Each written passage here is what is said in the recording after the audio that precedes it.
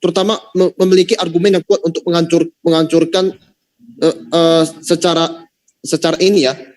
Misalnya umat Muslim lagi menghadapi umat Kristen, karena zaman sekarang ini umat Kristen ini lagi kepanasan, apalagi lagi menggunakan kekuatan terakhir yang paling kuat, yang paling berbahaya untuk menyerang agama lain, bukan hanya Islam, juga ateis seperti nama saya ini. Sengaja saya kasih nama ini hanya untuk menarik topik supaya topiknya ini kelihatan bagus. Baik, Alberto. Baik, semoga Bang Juma mengerti nih. Silakan Bang Juma sebelum ditutup. Ya, jadi sebenarnya gini, kenapa kemudian para kristolog Islam itu boleh saya katakan mudah di dalam menjabarkan materi-materi lintas agama. Karena Al-Quran yang membentuk karakter. Ya, Al-Quran itulah yang membentuk karakter. Kenapa? Al-Quran itu senantiasa mengajak untuk berpikir. Ya, itu selalu begitu. Al-Quran itu selalu bertanya, mengapa kalian tidak berpikir? Mengapa kalian tidak menggunakan akal? Mengapa kalian tidak mengetahui? Itulah yang kemudian membuat umat Islam itu terbentuk karakternya di dalam menyampaikan materi-materi perbandingan agama. Kedua, karena buku panduan atau pedoman umat Islam itu adalah Al-Quranul Karim. Nah, jiwa, raga, dan roh umat Islam itu melebur masuk ke dalam kitab sucinya. Kenapa? Karena kitab suci Al-Quran itu senantiasa minta untuk diuji, minta untuk dipelajari, minta untuk dipersaksikan, minta untuk dikaji dan dipretelin isinya. Itulah hebatnya Quran. Nah, yang ketiga, pembawa ayat-ayat suci Al-Quranul Karim, dalam hal ini adalah Kitabullah, ya, buku pedoman umat Islam. Itu berbicara mengenai Al-Quran, berbicara mengenai kitabnya. Jadi Rasulullah Muhammad SAW membawa sebuah pedoman di mana Rasulullah Muhammad SAW lah yang mengulas pedoman itu kepada umat manusia. Berbeda dengan kitabnya sahabat-sahabat lain. Mereka mengatakan, contoh, minta maaf ya, contoh Yesus itu Tuhan, Yesus itu punya sisi keilahian, Yesus ini, itu, dan ini. Tapi sampai kapanpun teman-teman Kristen tidak akan mampu menunjukkan kepada kita sejauh mana keabsahan kitab mereka itu bersumber dari Yesus. Artinya kitab mereka itu tidak punya legitimasi daripada Yesus. Tidak ada pengesahan layaknya Rasulullah Muhammad SAW berbicara mengenai kitabnya umat Islam, khairukum man ta'allamal Qur'an wa 'allamahu. Yang paling mulia di antara umat Islam, di antara hamba Allah adalah yang mempelajari Al-Quran lalu kemudian mengajarkan kepada orang lain. Nah, ini adalah merupakan sebuah legalitas yang absolut, yang tidak bisa diragukan. Karena itulah kemudian umat Islam itu dalam menjabarkan dua pandangan agama itu umat Islam itu sangat-sangat menguasai dan memahami. Nah, sedangkan teman-teman Kristen berjuang mati-matian, memperjuangkan tentang konsep iman mereka, tapi ketika ditanya, apa betul kitab kamu itu dikenal oleh Yesus? Khususnya perjanjian baru. Maka akan kelimpungan teman-teman Kristen itu. Kenapa? Karena memang kitab mereka itu adalah kitab ilegal. Dalam arti kata, ilegal di dalam pengajaran Yesus. Saya kira begitu, sederhananya gitu. Memang betul kok, kitab mereka tidak asli. Orang ateis saja sudah cek semuanya. Baik, kita di sini jangan menghakimi di situ, ya, karena nggak ada. Habis ini ada Pak Thomas. Jadi live ini saya tutup dulu, ya, teman-teman yang ada di LC ya. Habis ini kita tutup dulu, kemudian kita next ya. Bang Juma akan berdiskusi dengan Mas Thomas. Boleh dibantu dengan Alberto nanti ya. Oke teman-teman, sekian dulu ya. Jangan kemana-mana, 5 menit saya live kembali. Terima kasih. Wabillahi taufik walhidayah. Assalamualaikum warahmatullahi wabarakatuh. Waalaikumsalam warahmatullahi wabarakatuh. Mohon maaf Bang Andi, saya masih live. Jadi kalau misalnya ada yang ini, silakan aja langsung. Atau ada teman-teman selain saya yang mau dialog dengan Bang Thomas, silakan. Saya nyimak. Bang Juma dong, kan Bang Juma saya langsung aja nih live lagi. Bentar, saya tutup. Lanjut aja. Tapi saya mau dibuatkan kopi dulu, campur masako. Bagus itu. Ya. Ini sebentar, saya langsung aja. Kopi nggak usah diganti, yang penting langsung monet. Bentar, 1 detik. Cek. Kita bahas apa Bang Andi? Sebentar, nanti saya tawarkan ke Bang Thomas. Saya langsung live dulu nih. Menurut saya sih yang Pak Zuma harus bahas itu adalah bahwa memang betul Alkitab memang ilegal.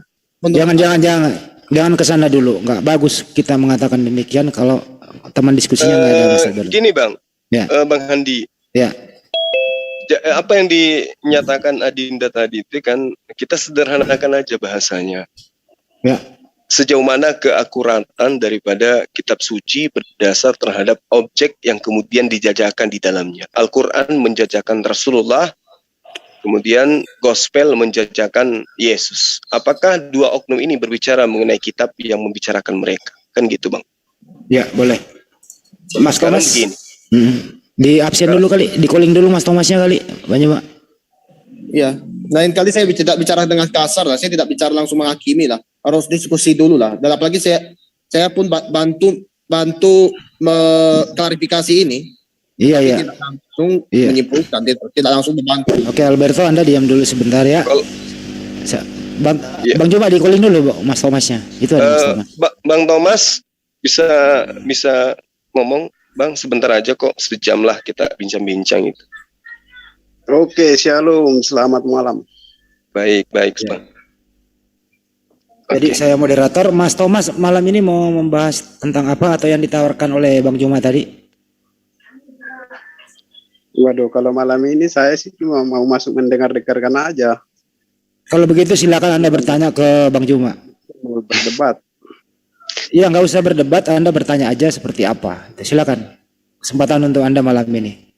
Silakan Mas Thomas. Langsung ini Bang. Langsung udah live kan Bang Juma dari tadi? Insya Allah. Oke, insya Allah. Ya, silakan Mas Thomas bertanya langsung ke Bang Juma sebagai narasumber, sama Ibu Sumbangkut juga ada. Mas Bonar Marasi juga ada. Silakan Mas Thomas, monggo.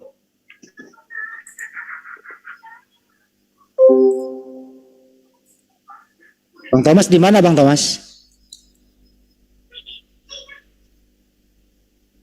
Pelit kali bicaranya Mas Thomas. Apa belum makan ya? Dia cuma mau menyimak. Jangan dipaksa Bang. Memang ada sahabat-sahabat yang biasanya sudah memiliki tanda-tanda mendapatkan hidayah, itu dia lebih banyak diam untuk mencermati poin-poin kebenaran yang merespon, yang yang membuat akal mereka itu terangsang untuk berpikir. Setuju Abang Da Iya. Kusuma. Artinya memang dialog itu mut-mutan. Ada yang moodnya lagi mau, ada yang lagi tidak. Mungkin beda-beda. Jadi saya setuju dengan Abang Da kita ini. Sebaiknya kita berikan waktu ketika seseorang ingin menyimak saja. Ya. Tadi Adinda siapa tuh? Alberto ya? Ya. Alberto dari sekte mana? Bang Alberto ini masih dalam pencarian Bang Juma. Sebelumnya Bang maksudnya. Dia mantan Hindu. Oh Hindu. Bukan. Biar orangnya sendiri yang jawab. Ada Alberto silakan. Alberto. Assalamualaikum warahmatullahi wabarakatuh. Waalaikumsalam. Ya, yang Waalaikumsalam. sebentar ya Bang. Alberto. Kepental barangkali. Kayak Bunda sering kepental. Udah enggak. Ya, mungkin udah enggak ada kali Alberto. Dia sedang berada di area abu-abu itu Abang Dazuma. Iya. Area abu-abu. Jadi kadang agak miring angin ke sini, agak miring ke sana. Ya. Iya.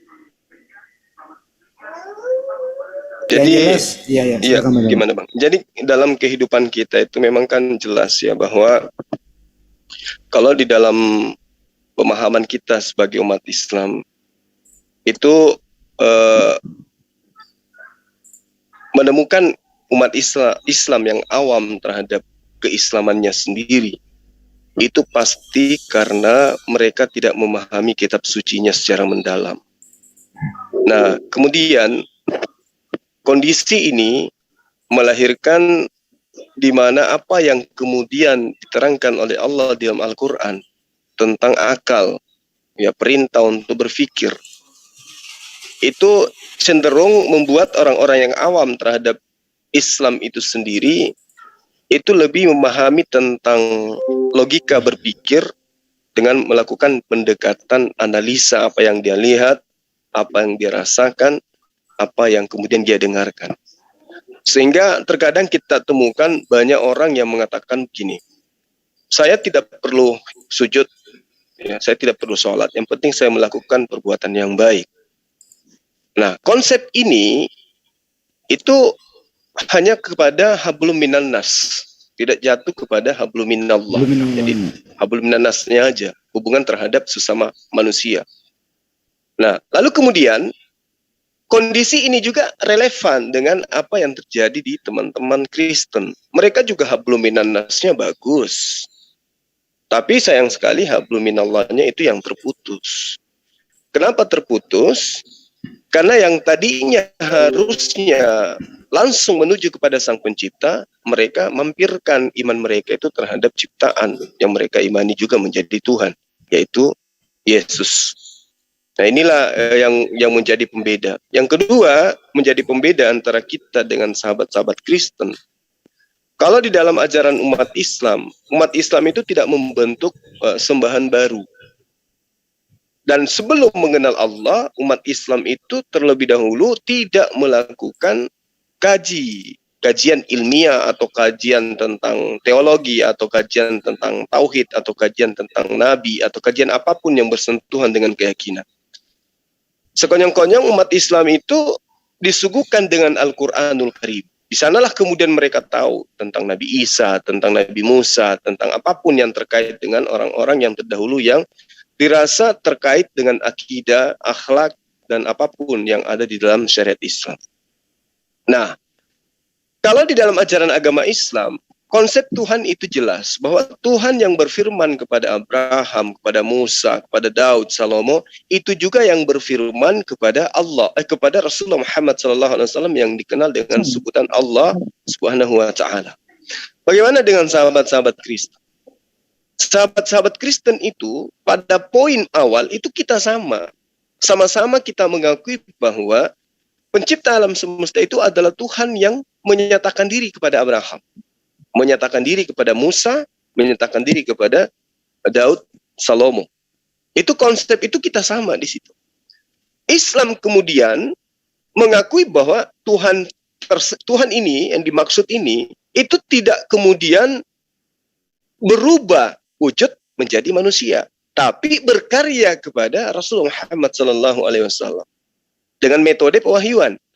Nah, sahabat Kristen kemudian berpisah dengan kita pada fase itu, di mana mereka mengakui yang tadinya Tuhannya Abraham, Ishak, Yakub dan seterusnya itu berinkarnasi menjadi makhluk ciptaan, dan itulah manusia yang mereka kemudian jadikan sebagai sembahan hari ini.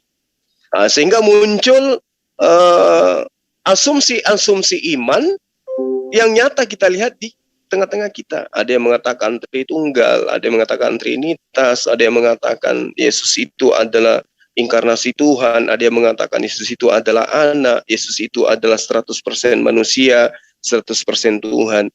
Ada juga yang mengatakan Yesus itu 100% Tuhan, tanpa ada embel-embel lain. Ada. Nah, inilah yang kemudian saya katakan, mereka menggunakan penafsiran-penafsiran yang tidak berdasar terhadap pengajaran Yesus. Maka kembali kepada pertanyaan saya yang tadi, bahwa tidak ada pengesahan atau pernyataan Yesus satu kata pun atau satu kalimat pun yang menceritakan tentang kitabnya teman-teman Kristen hari ini. Jadi kalau mereka mengatakan Yesus itu adalah Tuhan, kita boleh sanggah. Ilegal pernyataan kamu itu. Kitab kami ini adalah firman Tuhan. Ilegal pernyataan kamu itu. Iman kami mendudukkan Yesus itu adalah inkarnasi daripada Bapa. Iman kamu itu ilegal. Kenapa? Tidak bersumber kepada sumber yang seharusnya. Kalau Yesus itu adalah sang firman menjadi manusia, maka Yesuslah kemudian yang punya kewajiban dan punya hak untuk menyatakan tentang kitab suci, tentang firman Tuhan, tentang siapa dirinya, tentang konsep ketuhanan. Bukan bapak-bapak gereja, tapi Yesus. Kalau Yesus diimani dia adalah jalan keselamatan dan hidup, maka sejatinya teman-teman Kristen kudu menjadikan Yesus sebagai sentralisasi daripada konsep iman itu. Artinya perkataan Yesuslah yang menjadi mutlak sebagai sumber. Pernyataan-pernyataan Yesuslah yang menjadi mutlak, menjadi dasar. Nah sekarang, kalau sahabat kita dari kalangan Kristen ini ditanya, ya, coba deh tunjukkan kepada kita, Yesus berbicara apa tentang kitab Anda yang membuat Anda menjadi Kristen hari ini? Ada nggak Yesus bercerita tentang surah-surah Paulus? Ada nggak Yesus bercerita tentang kitab Lukas, kitab Matius, kitab Yohanes, kitab Markus? Ada nggak? Kalau tidak ada, berarti kitab Anda itu tidak layak duduk sebagai firman Tuhan. Kenapa? Karena Yesus itu datang. Satu, dia sebagai penyampai firman. Dua, di dalam konsep iman Anda, dia adalah Tuhan itu sendiri. Kalau dikatakan Tuhan, dan dikatakan kitab Anda itu adalah firman Tuhan, maka harus sadar, suka ataupun tidak, yang harus punya perkataan dan kalimat di dalam kitab Anda itu Yesus. Tidak ada campuran lain.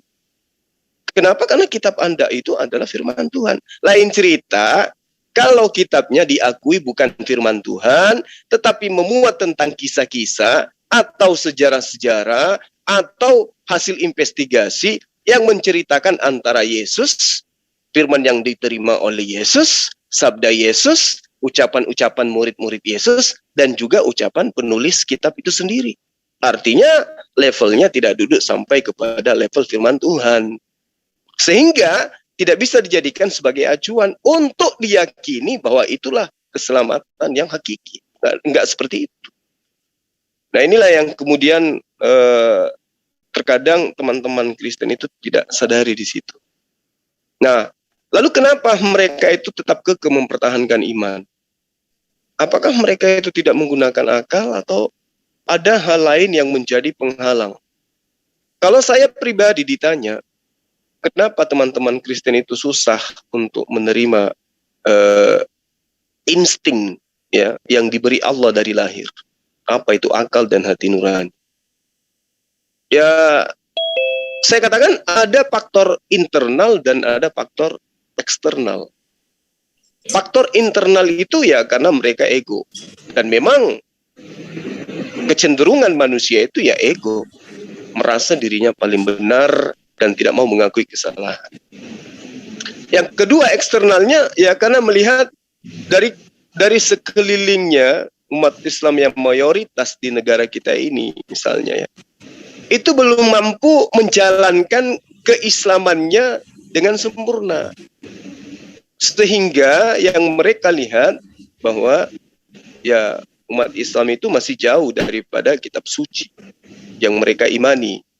Contoh dari segi akhlak misalnya, keindahan tata krama di dalam berbicara yang harusnya berkesesuaian dengan Al-Quran misalnya. Cara bergaul yang begitu indah jika disinkronkan dengan ajaran Al-Quran misalnya. Akhlak yang begitu mulia, sekiranya umat Islam itu mampu mengaplikasikan akhlakul karimah yang dicontohkan oleh Rasulullah misalnya. Nah, hal-hal inilah yang kemudian menyebabkan teman-teman Kristen itu masih cenderung mengimani konsep yang meskipun mereka sadar bahwa ini ragu untuk mengimani itu. Contoh misalnya, seperti ketika dikatakan, apakah Yesus itu Tuhan? Apa jawaban mereka? Ya, dia itu 100% Tuhan, 100% manusia. Ini adalah cerminan keraguan. Sebenarnya itu adalah cerminan keraguan. Itu adalah baju baja yang mereka pakai untuk membungkus iman mereka yang sejatinya tubuh mereka itu rapuh. Dia 100% manusia, 100% Tuhan, itu gambaran keraguan sebenarnya. Tidak seperti umat Islam, saking yakinnya Allah tak terlihat pun dia katakan saya melihat, saya bersaksi. Itu keyakinan loh itu. Itu iman yang mantap sekali. Ya, itu keyakinan yang mantap sekali. Sementara sahabat-sahabat Kristen sudah melihat, ya sudah menyatakan diri, sudah berkata-kata ke hadapan mereka menurut iman mereka, tapi masih mengatakan 100% manusia, 100% Tuhan. Keraguan-keraguan itu nyata di permukaan. Lalu kemudian analisa dan analogi sederhana sebagai manusia yang mungkin ya baik umat Islam maupun teman-teman Kristen harus sikapi dengan baik.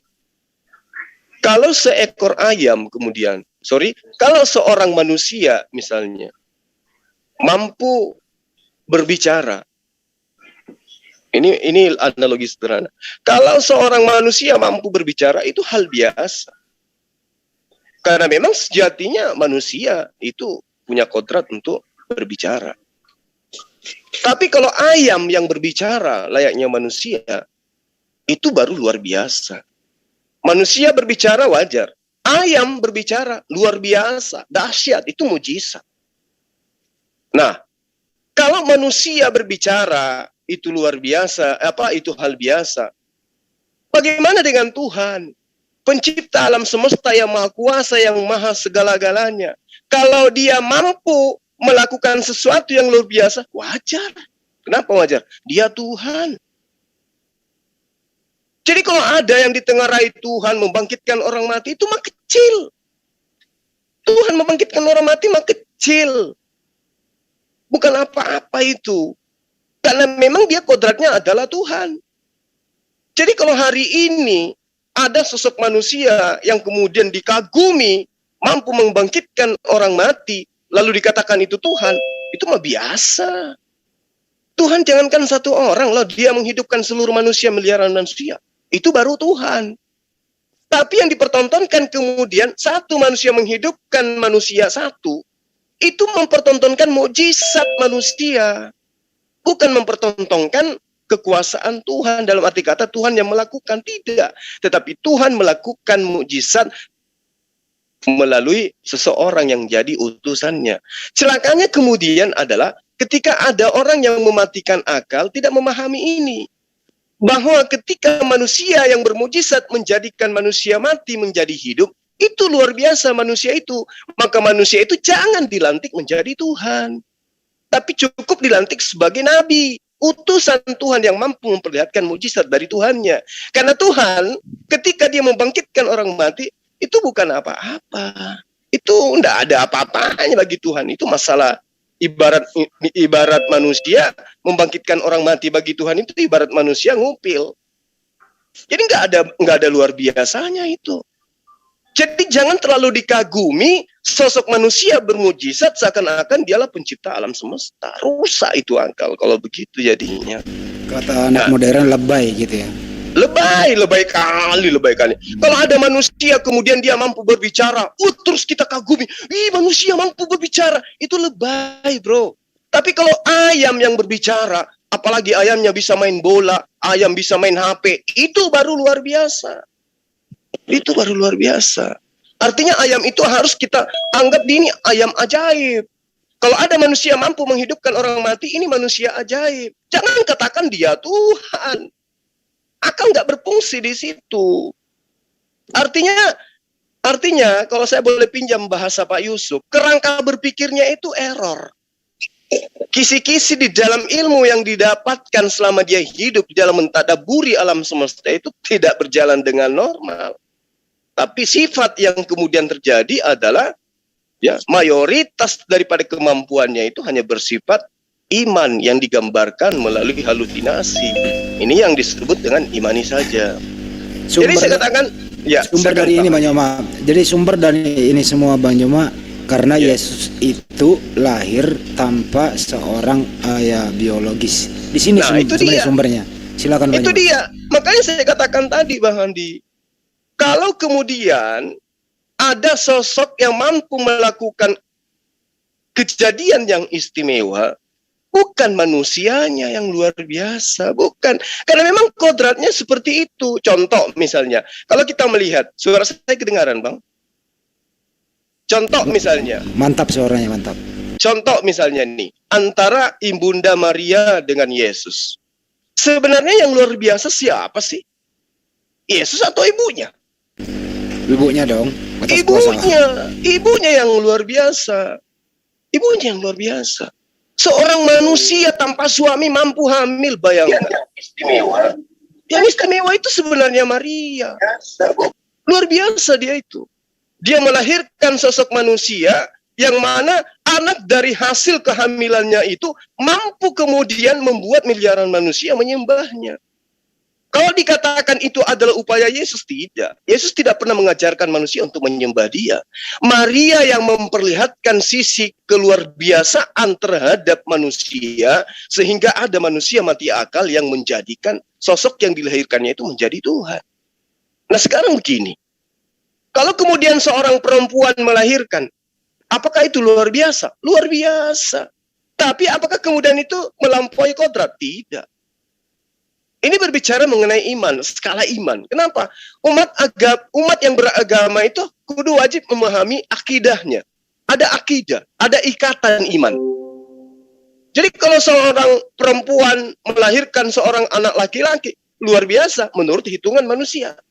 Tapi menurut hitungan pencipta alam semesta, apakah itu luar biasa? Kecil, men. Itu nggak ada apa-apanya. Tuhan menciptakan manusia tanpa ayah, tanpa ibu, bisa. Tuhan menciptakan manusia tanpa ayah, bisa. Manusia tanpa ibu, bisa. Tuhan itu maha segala-galanya. Dari hal kodratnya sebagai sang pencipta. Tapi, nah ini cerita. Tapi, kita tidak bisa mengakal-akali Tuhan itu. Maksudnya, ketika Tuhan itu maha bisa, maha sempurna, janganlah kemudian dikatakan, loh, katanya Tuhan Maha Kuasa. Iya emang. Kok dia tidak bisa menjadi manusia?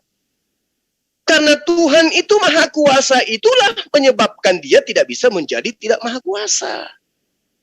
Jadi, kata Pak Yusuf, kerangka berpikir ini yang harus diperbaiki.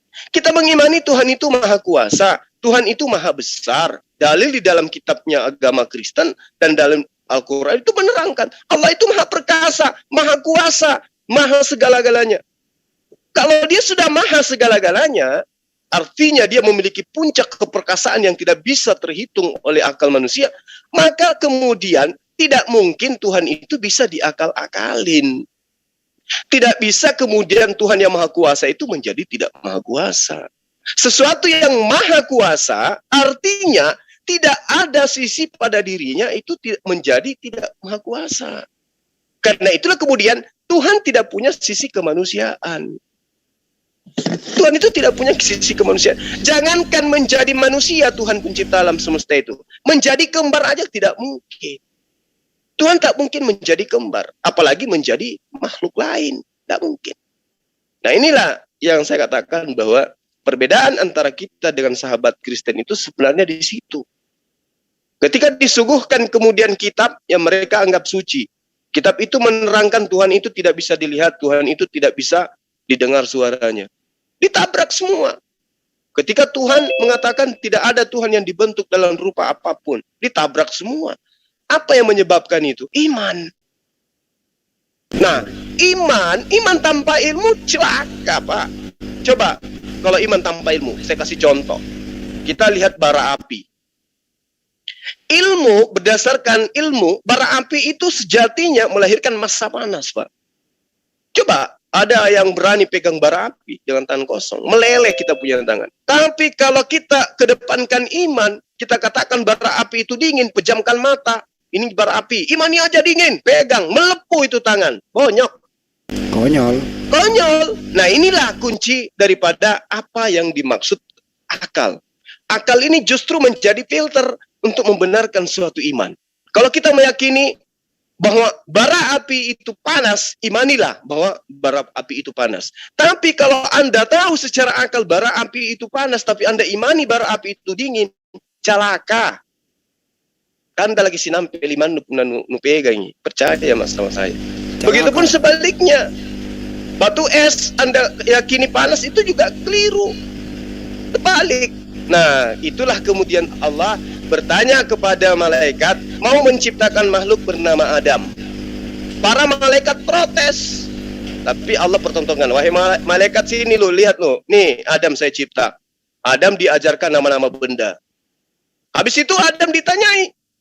Adam, ini apa namanya? Gunung. Yang ini laut. Yang ini daratan. Ini langit. Yang ini tas. Ini sepatu. Yang ini kulkas. Yang ini tahu Adam. Kenapa bisa tahu? Ada akalnya. Malaikat ditanya. Malaikat ini apa namanya? Ini apa namanya malaikat? Tak tahu dia. Jadi apa yang diajarkan itu aja yang dia tahu malaikat itu.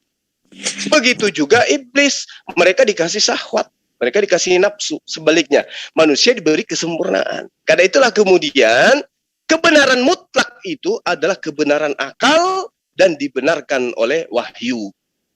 Makanya di dalam Wahyu 1 nomor 1, inilah wahyu Yesus Kristus yang dikaruniakan Bapa kepadanya. Berarti Yesus menerima wahyu menurut data di dalam kitabnya teman Kristen. Yesus menerima wahyu yang diterima dari Allah untuk Yesus sampaikan kepada hamba-hamba Allah. Coba Anda baca di Wahyu 1 ayat 1. Itu sangat jelas itu. Betul. Artinya apapun yang Yesus katakan, apapun yang Yesus ucapkan itu adalah wahyu dari Allah. Jadi dia hanya membacakan atau menyampaikan firman Allah. Saya kira begitu kok, saya jadi panjang lebar nih. Teman-teman Kristen mana tadi? Sebentar, satu lagi Banjuma. Satu kitab itu dibahas itu. Iya, Banjuma satu lon Bang Mas Thomas. Bagaimana kalau predikat kemahakuasaan Sang Pencipta ini dipindahkan kepada Yesus? Predikat maha juga ada di sana. Bagaimana menyikapi Banjuma? Oh, nggak bisa Bang, nggak bisa.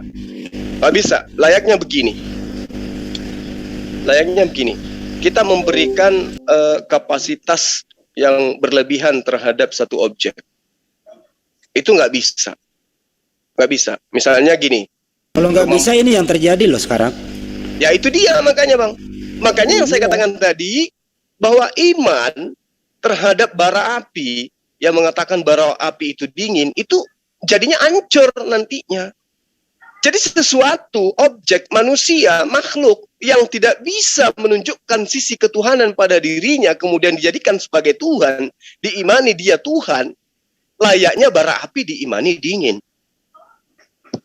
Jangan hancur itu. Jadi kehancuran itu. Jadi nggak bisa. Nah itu secara logika loh. Kita belum masuk ke ranah dalil.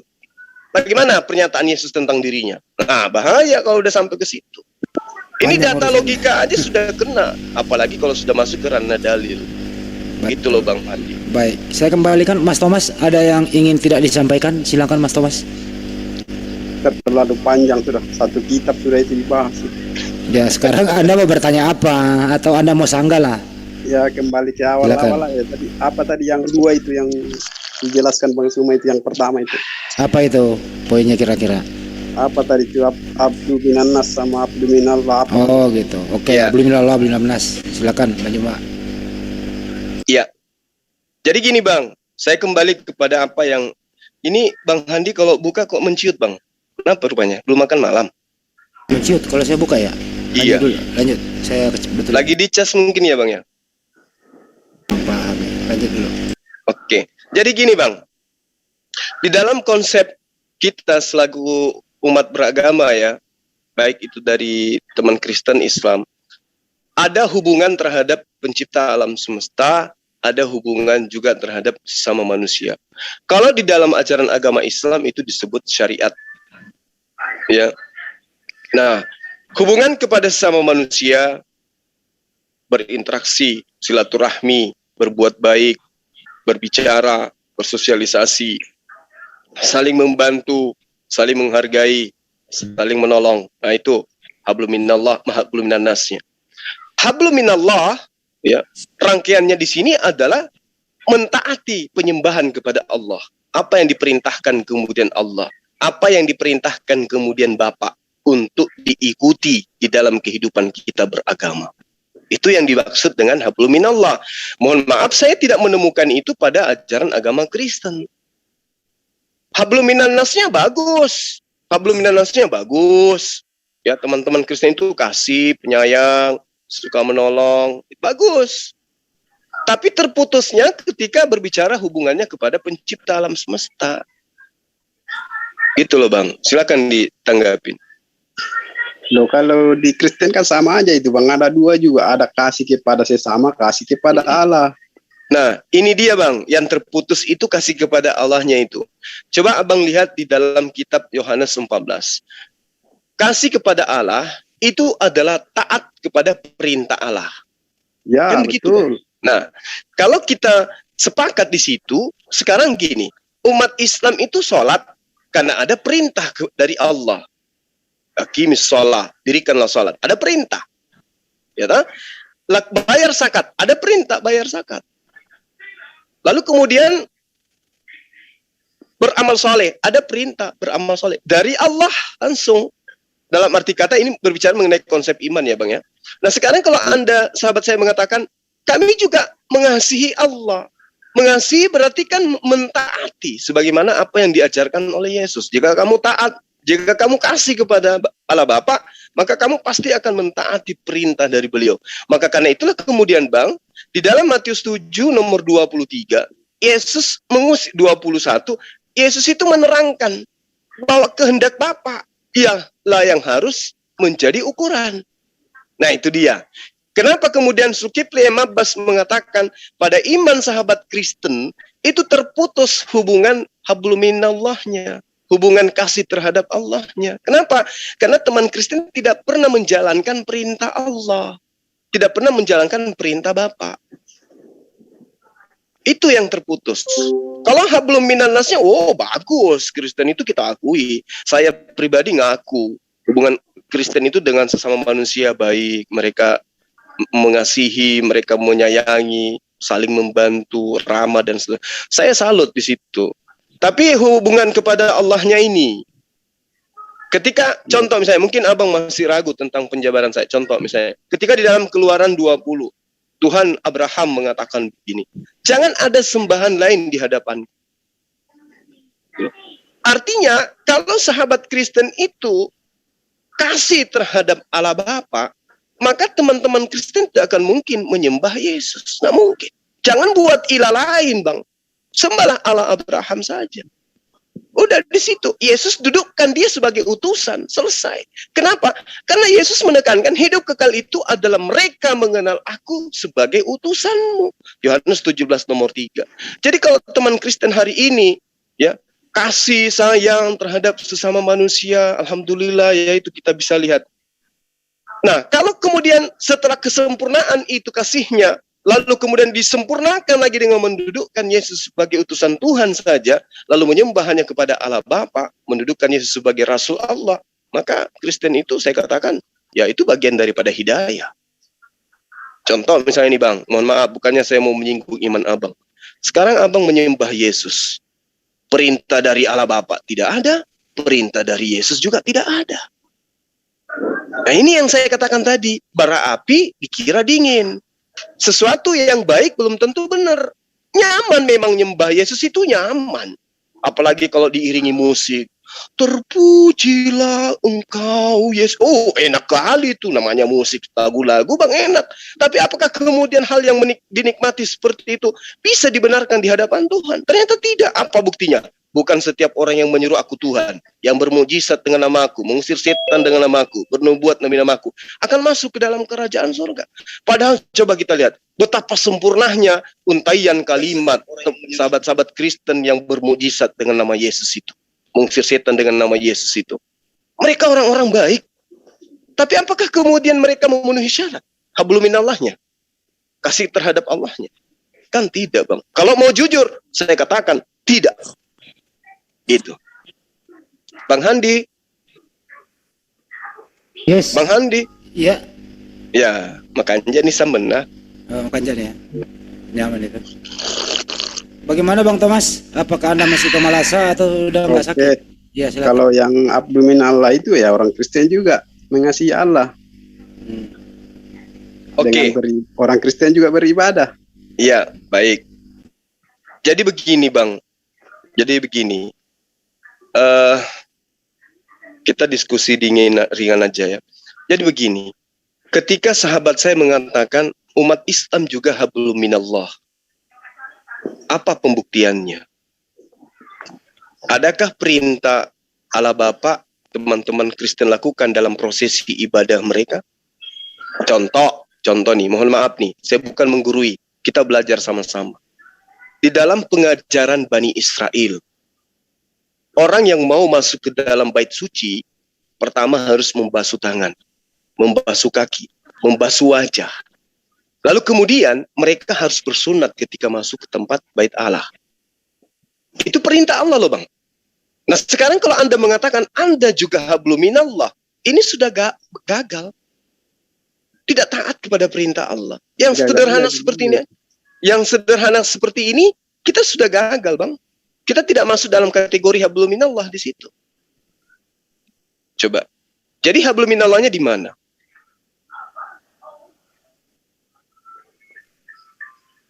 Ya, pengenalnya itu ya itu orang Kristen juga beribadah kepada Tuhan.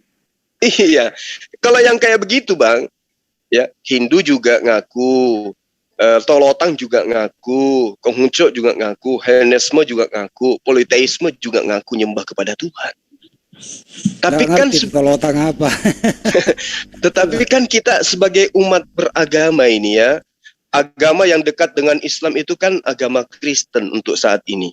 Nah, kita menyadari bahwa sebagai manusia, kita itu harus dudukkan Allah kita itu, mengasihi Allah itu berdasarkan atas apa? Stasiun-stasiun daripada perintah-perintah Allah.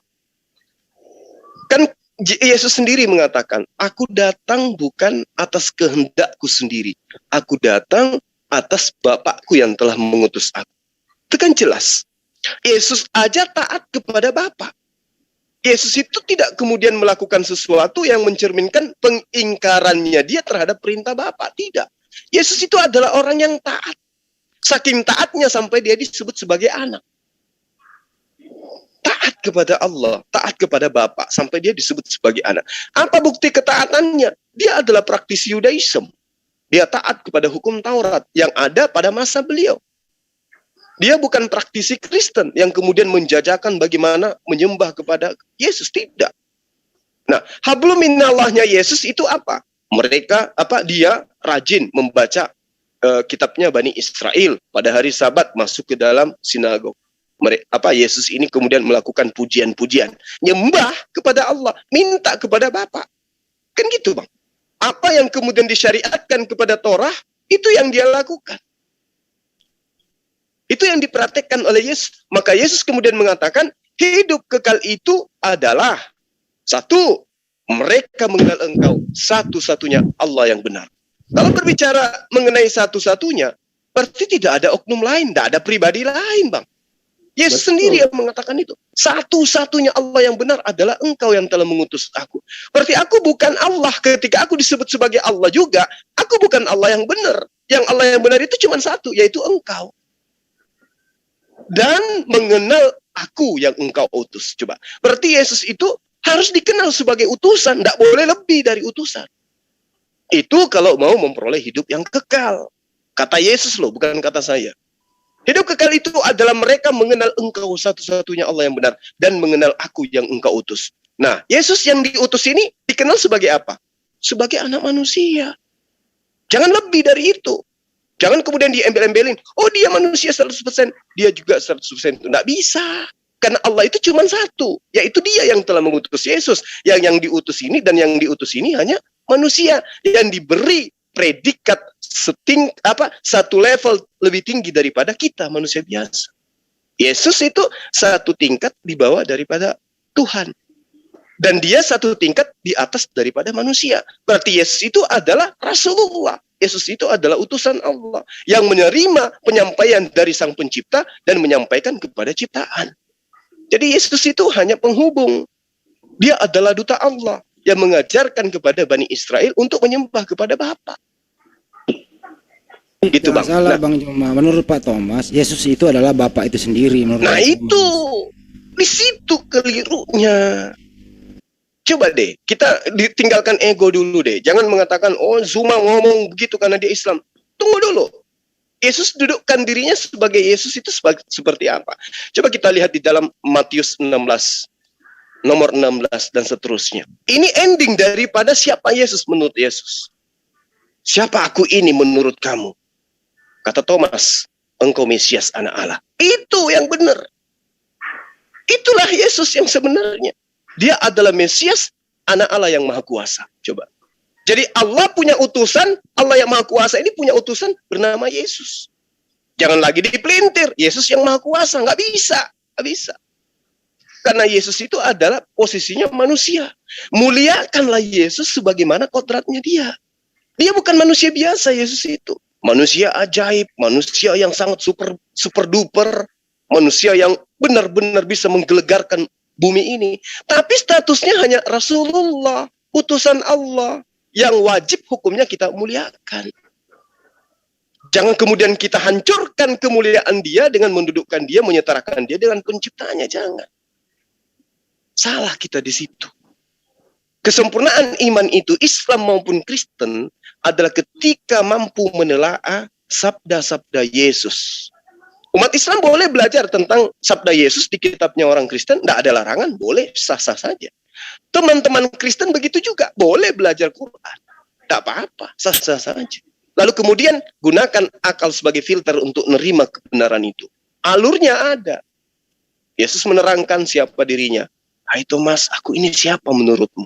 Engkau ini adalah Mesias, anak Allah yang hidup. Itu benar itu. Umat Islam wajib akui itu. Boleh tidak. Kalau umat Islam tidak mengakui bahwa Yesus itu adalah Mesias, dia adalah utusan Tuhan yang Maha Kuasa, maka gugur keimanan seorang Islam, seorang Muslim. Karena itulah kemudian di dalam Yohanes 14 nomor 26, Yesus mengatakan begini, wahai murid-muridku, akan datang sosok, ya, roh penghibur atau roh penolong lain, yang akan kembali menyampaikan perkataan-perkataan yang pernah aku ucapkan kepadamu. Jadi kata Yesus ketika dia terangkat ke langit, dalam perspektif iman saudara Kristen itu surga, Allah sang Bapa yang mereka sebut itu akan mengutus penolong lain, dan penolong itu akan kembali mengucapkan perkataan-perkataan Yesus yang pernah Yesus ucapkan di abad pertama kepada murid-muridnya. Nah sekarang coba kita lihat dengan menggunakan kacamata akal. Al-Quran ketika berbicara mengenai sosok yang datang tanpa ayah kepada Bani Israel, menceritakan tentang apa tentang dirinya. Ya Bani Israel, inni Rasulullahi ilaikum.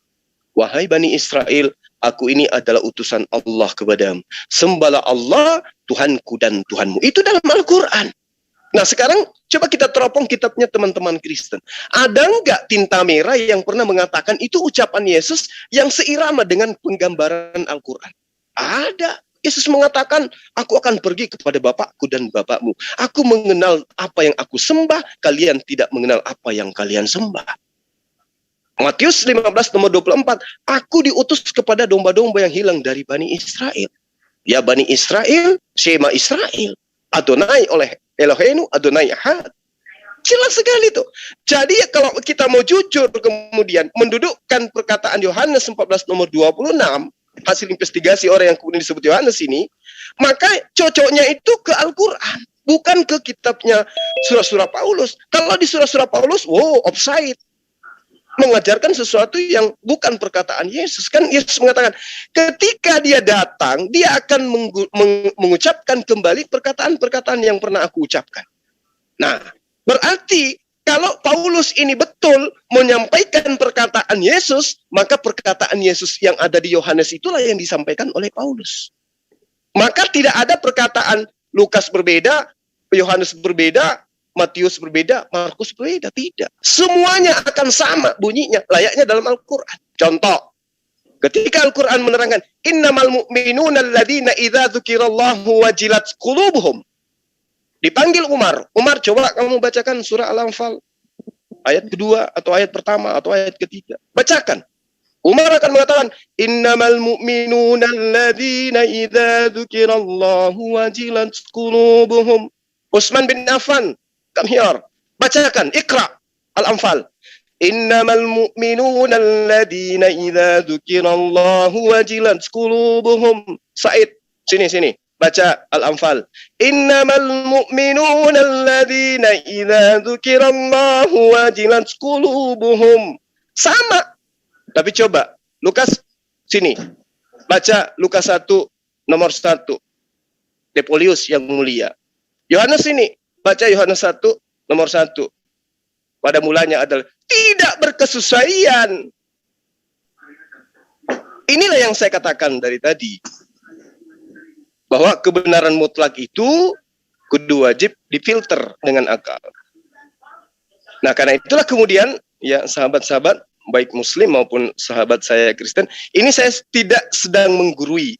Saya hanya menyampaikan sisi di mana pencarian tentang kebenaran itu berjalan dan berproses sampai hari ini. Bahwa ketika Yesus itu datang, dia hanya menyampaikan firman Tuhan. Apa yang diucapkan oleh roh penolong, roh penghibur, atau Rohul Kudus yang kelak datang setelah Yesus, itu adalah ucapan-ucapan Yesus yang pernah Yesus ucapkan kepada Bani Israel. Nah, alhamdulillah Al-Quran tidak pernah offside mengajarkan itu. Malah ketika Al-Quran menanyai, wahai Isa, adakah kamu mengajarkan kepada mereka sembahlah Allah dan juga ibuku selain Allah? Apa kata Yesus? Ya, dalam perspektif iman Islam, Subhanallah, Maha Suci Engkau ya Allah. Tidaklah mungkin aku mengatakan sesuatu yang bukan hakku untuk aku katakan. Aku mengatakan kepada mereka, sembahlah Allah, ani abudullah, Rabbi wa Rabbaku. Sembahlah Allah, Tuhanmu dan Tuhan. Nah sekarang, coba kita teropong kitab Abang. Ada enggak ucapan itu di dalam kitab Abang? Ada. Nah sekarang coba kita lihat di dalam kitabnya Yesus atau Lukas misalnya di dalam Lukas 2 nomor 36. Bahwa Yesus yang kau salibkan itu telah dijadikan oleh Allah menjadi Tuhan.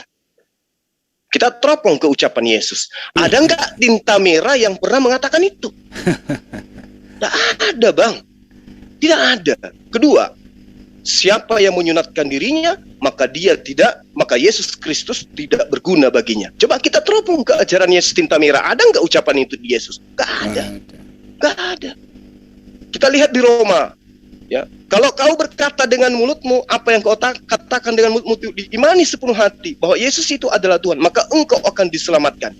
Kita teropong tinta merah. Ada nggak ucapan Yesus seperti itu? Nggak ada. Nggak ada. Nggak ada. Lihat Al-Quran. Apa yang diceritakan ayat-ayat Al-Quran tentang Isa? Ada nggak di dalam tinta merah? Banyak, ada semua. Semua ayat Al-Quran yang bercerita tentang Nabi Isa, di dalam kitab Anda tinta merah itu ada. Cari, pasti ada. Nah, karena itulah kemudian, yuk mari kita bareng-bareng mencari kebenaran itu. Kenapa?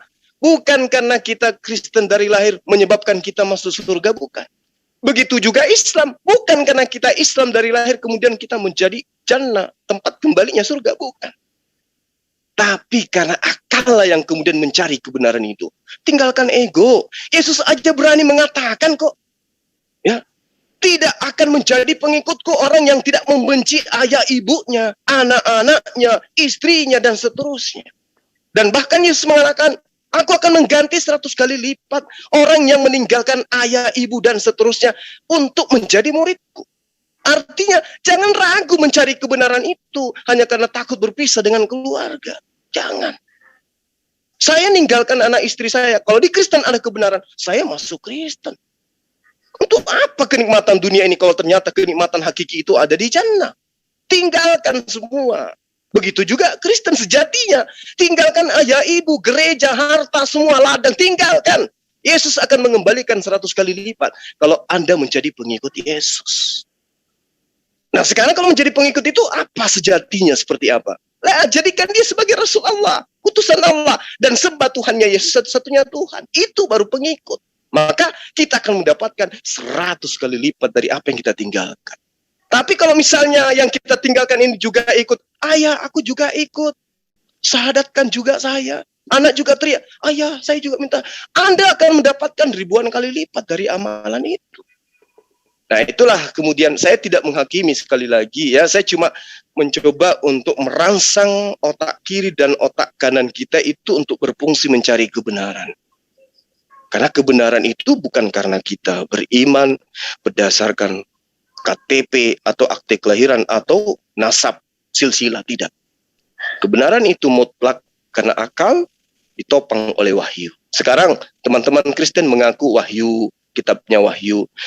Islam juga mengaku wahyu. Kalau begitu siapa penerima wahyu? Di Kristen siapa penerima wahyu? Rasulullah Isa atau Yesus. Apa buktinya? Baca aja Wahyu 1 nomor 1. Lengkap di situ.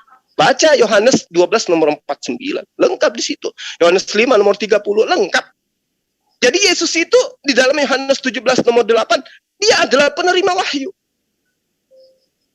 Nah, kalau kemudian ditanyakan, Ayo sahabat-sahabat Kristen, kalau Anda mengimani Yesus itu penerima wahyu, tunjuk mana wahyu pertama yang Yesus terima.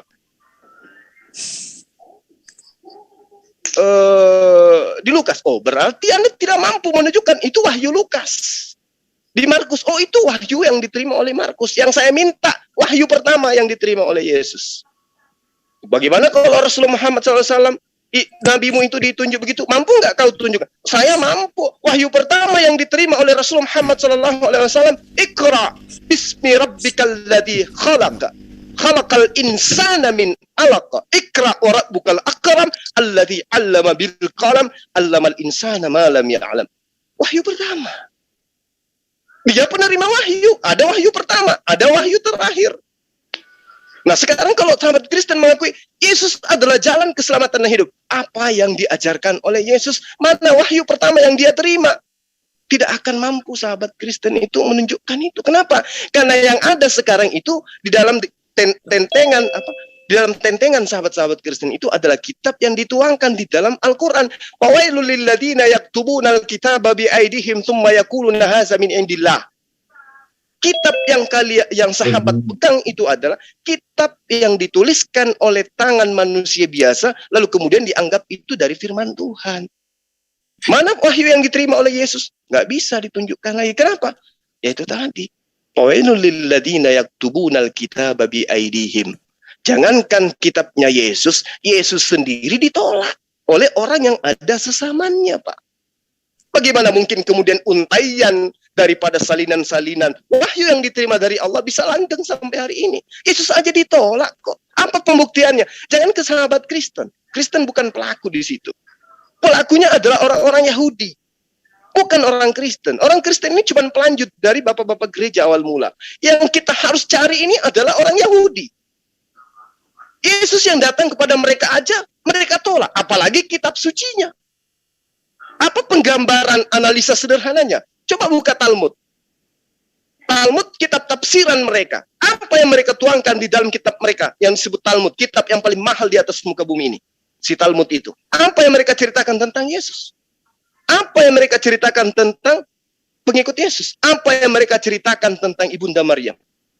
Lihat itu, plototin itu. Bagaimana kemudian kita bermimpi bisa wahyu yang diterima oleh Yesus itu masih ada hari ini. Jangan pernah mimpi. Nabi Allah, Rasul Allah yang diutus kepada mereka diobrak-abrik sama mereka. Apatah lagi kitabnya. Jadi jangan heran ketika ada kemudian orang yang mengaku sebagai pengikut mengatakan, aku heran. Begitu cepat kamu percaya kepada Injil-Injil lain selain daripada Injil yang kami beritakan. Coba. Ini sederhana mencari titik kebenaran itu. Jadi kalau hari ini kita tidak bisa menemukan wahyu pertama yang diterima oleh Yesus, jawabannya karena kaum di mana dia diutus adalah kaum tegar tengkuk. Jangankan menerima kitabnya, Yesus pembawa kitabnya aja ditolak. Jadi jangan mimpi kalau kitab yang Anda tenteng itu adalah kitabnya Yesus. Bukan. Itu adalah karya tulis orang yang tidak dikenal yang menuliskan tentang Yesus dan muridnya, Yesus dan Tuhannya, Yesus dan keluarganya. Dan juga ada tulisan-tulisan pengantar dari pengarangnya. Itulah yang sahabat Kristen hari ini tenteng dan Anda jadikan sebagai kitab suci. Tapi kalau wahyu yang diterima oleh Yesus itu sudah tidak ada. Nggak ada lagi. Maka Al-Quran menerangkannya, Fawailul lil ladzina yaktubuna al-kitaba bi aydihim. Ditulis dengan tangan mereka. Kemudian sahabat Kristen akui itu sebagai firman Tuhan. Makanya kalau kita berbicara legalitas dari Yesus itu ada nggak? Pengesahan Yesus terhadap kitab Anda ada nggak? Nggak ada. Berarti kitab kalian itu bukan pengajaran Yesus secara sah.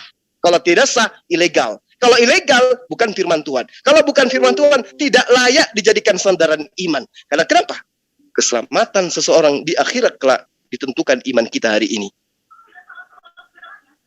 Saya kira begitu Bang Handi ya. Jadi ya sekelumit paparan saya ya tentang ilmu kristolog. Ya beginilah saya ketika saya menyampaikan atau ditanyai, terkadang saya lupa waktu.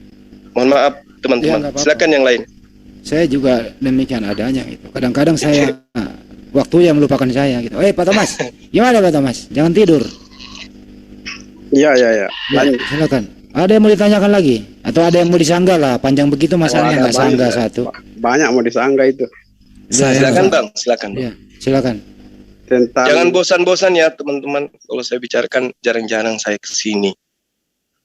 tentang kitab-kitab perjanjian baru ya memang itu enggak ada, Yesus enggak tahu kalau itu perjanjian baru kitab itu, karena dia kan sudah baru dia suruh tulis.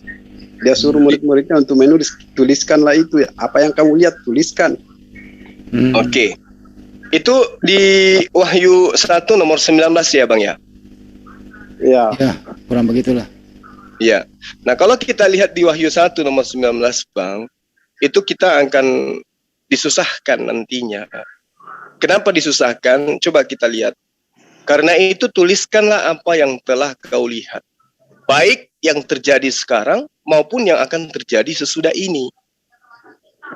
Artinya, apapun yang terjadi sesudah Yesus mengatakan kalau itu perkataan Yesus, penginjil harus tulis. Apakah karena alasan itulah kemudian kitab Anda sering direvisi? Karena sering ditulis. Karena harus ditulis semua yang terjadi sampai hari ini. Itulah Bang, kalau kita mencoba untuk menjadikan ini sebagai alasan acuan. Satu. Kedua, ini ditulis pada tahun 90-an Bang, di Pulau Patmos. Yesus sudah tidak ada di situ. Dan penulisnya pun ditengarai orang yang menguasai bahasa Yunani. Berarti bukan Yohanes. Karena Yohanes itu di dalam kitabnya Lukas, Kisah Para Rasul, itu diterangkan Petrus dan juga Yohanes itu dianggap sebagai orang yang tidak berpendidikan. Orang yang buta huruf. Orang bodoh malah dibilangnya. Jadi tidak mungkin kemudian seorang anak dari Nikodemus ini kemudian menuliskan sebuah karya ilmiah sama seperti ini. Artinya yang menuliskan ini adalah bukan pengikut Yesus. Itu dua. Ketiga, Yesus menerangkan, ini loh, ini iman Anda loh, yang saya bukannya mau menyentil, tapi kita menggunakan kacamata akal. Yesus menerangkan kedatangan keduanya nanti itu di akhir zaman. Sementara mereka menulis di abad pertama. Setelah Yesus terangkat, berarti kedatangan keduanya Yesus pada saat mereka menulis ini. Lalu kedatangan yang di akhir zaman itu kedatangan yang keberapa? Belum lagi datang di lantai 22 kepada Nabi Luga. Nah itu kedatangan keberapa? Belum lagi datang ketika ke Damsik si Paulus. Itu kedatangan keberapa juga tuh? Belum lagi murtadin di negara kita ini ngaku didatangi Yesus. Itu kedatangan keberapa? Sementara Yesus menerangkan dia akan datang nanti di akhir zaman untuk menghakimi, untuk mengadili, untuk memisahkan antara penyamar dan pengikutnya yang sejati.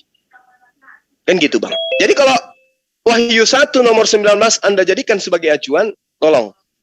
Sekarang kita gunakan akal sehat kita lah untuk berpikir. Karena dalilnya, karena itu tuliskanlah apa yang telah kulihat, baik yang terjadi sekarang maupun yang terjadi sesudah ini. Artinya kalau perintah menulis, maka harus ada di antara orang Kristen menjadi penginjil yang setiap saat kerjanya hanya menulis aja terus. Ya, grabson on haides kai haosin kai hamelei gensai metatauta. Artinya perintah itu berlanjut, tidak ada henti-hentinya. Menulis terus. Apa yang terjadi setelahnya ditulis terus. Nah, sekarang kalau orang-orang ini mau ditegakkan apa yang mereka katakan ini adalah perintah Yesus, kira-kira apa yang mau ditulis ini? Kejadian terlalu banyak. Yang mana nanti yang menjadi firman Tuhan ini? Terjadi tsunami di Aceh, tulis. Terjadi COVID-19, ditulis. Terjadi apalagi tuh gunung yang kemarin, Gunung Semeru meledak, ditulis. Semua kejadian yang terjadi sesudah ini, kata ayat ini, harus ditulis. Nah sekarang kalau ditulis semua itu, kita jadi bingung. Yang mana firman Tuhan, yang mana karya tulis biasa, yang mana ini dan itu. Itulah Bang. Saya kira begitu untuk sementara. Ini sebenarnya ayat ini, apa ini, tulisan ini ada yang aneh loh. Itu dia Bang. Disuruh, apa tadi itu bacanya? Tuliskanlah. Iya Bang, perintahnya itu jelas. Grabson, tulis. Perintahnya jelas. On haides kai haisin kai ha melei genestai metatauta. Jadi artinya itu ya tomatoar yolota ya uki mana nih Iya. Apa yang terjadi? Bukit mana nih? Tapi Itu bagaimana mau ditulis kalau dia nggak lihat, kan ada yang dilihat. Nah itu dia makanya. Jadi Emang- ayat ini, dalil Iya. ini tidak bisa dijadikan sebagai acuan, Pak. Tidak bisa. Emang Lukas lihat Yesus lahir terus dia tulis gitu? Nah itu dia makanya. Malaikat Jibril datang pada bulan ke-6. Lukas lihat. Ya itu dia. Masa Yesus sudah terangkat baru dicerita tentang kehamilan ibunya, kan gitu. Sementara katanya dia bagian daripada 70 murid. Ya, gimana Pak Thomas menanggapi Pak Thomas? Silakan. Selamat Ya, betul. malam Pak Hendy. Malam Pak. Dengan siapa Pak? Kalau Pak Thomas sudah, saya boleh ya izin? Boleh Pak Jono, silakan. Iya.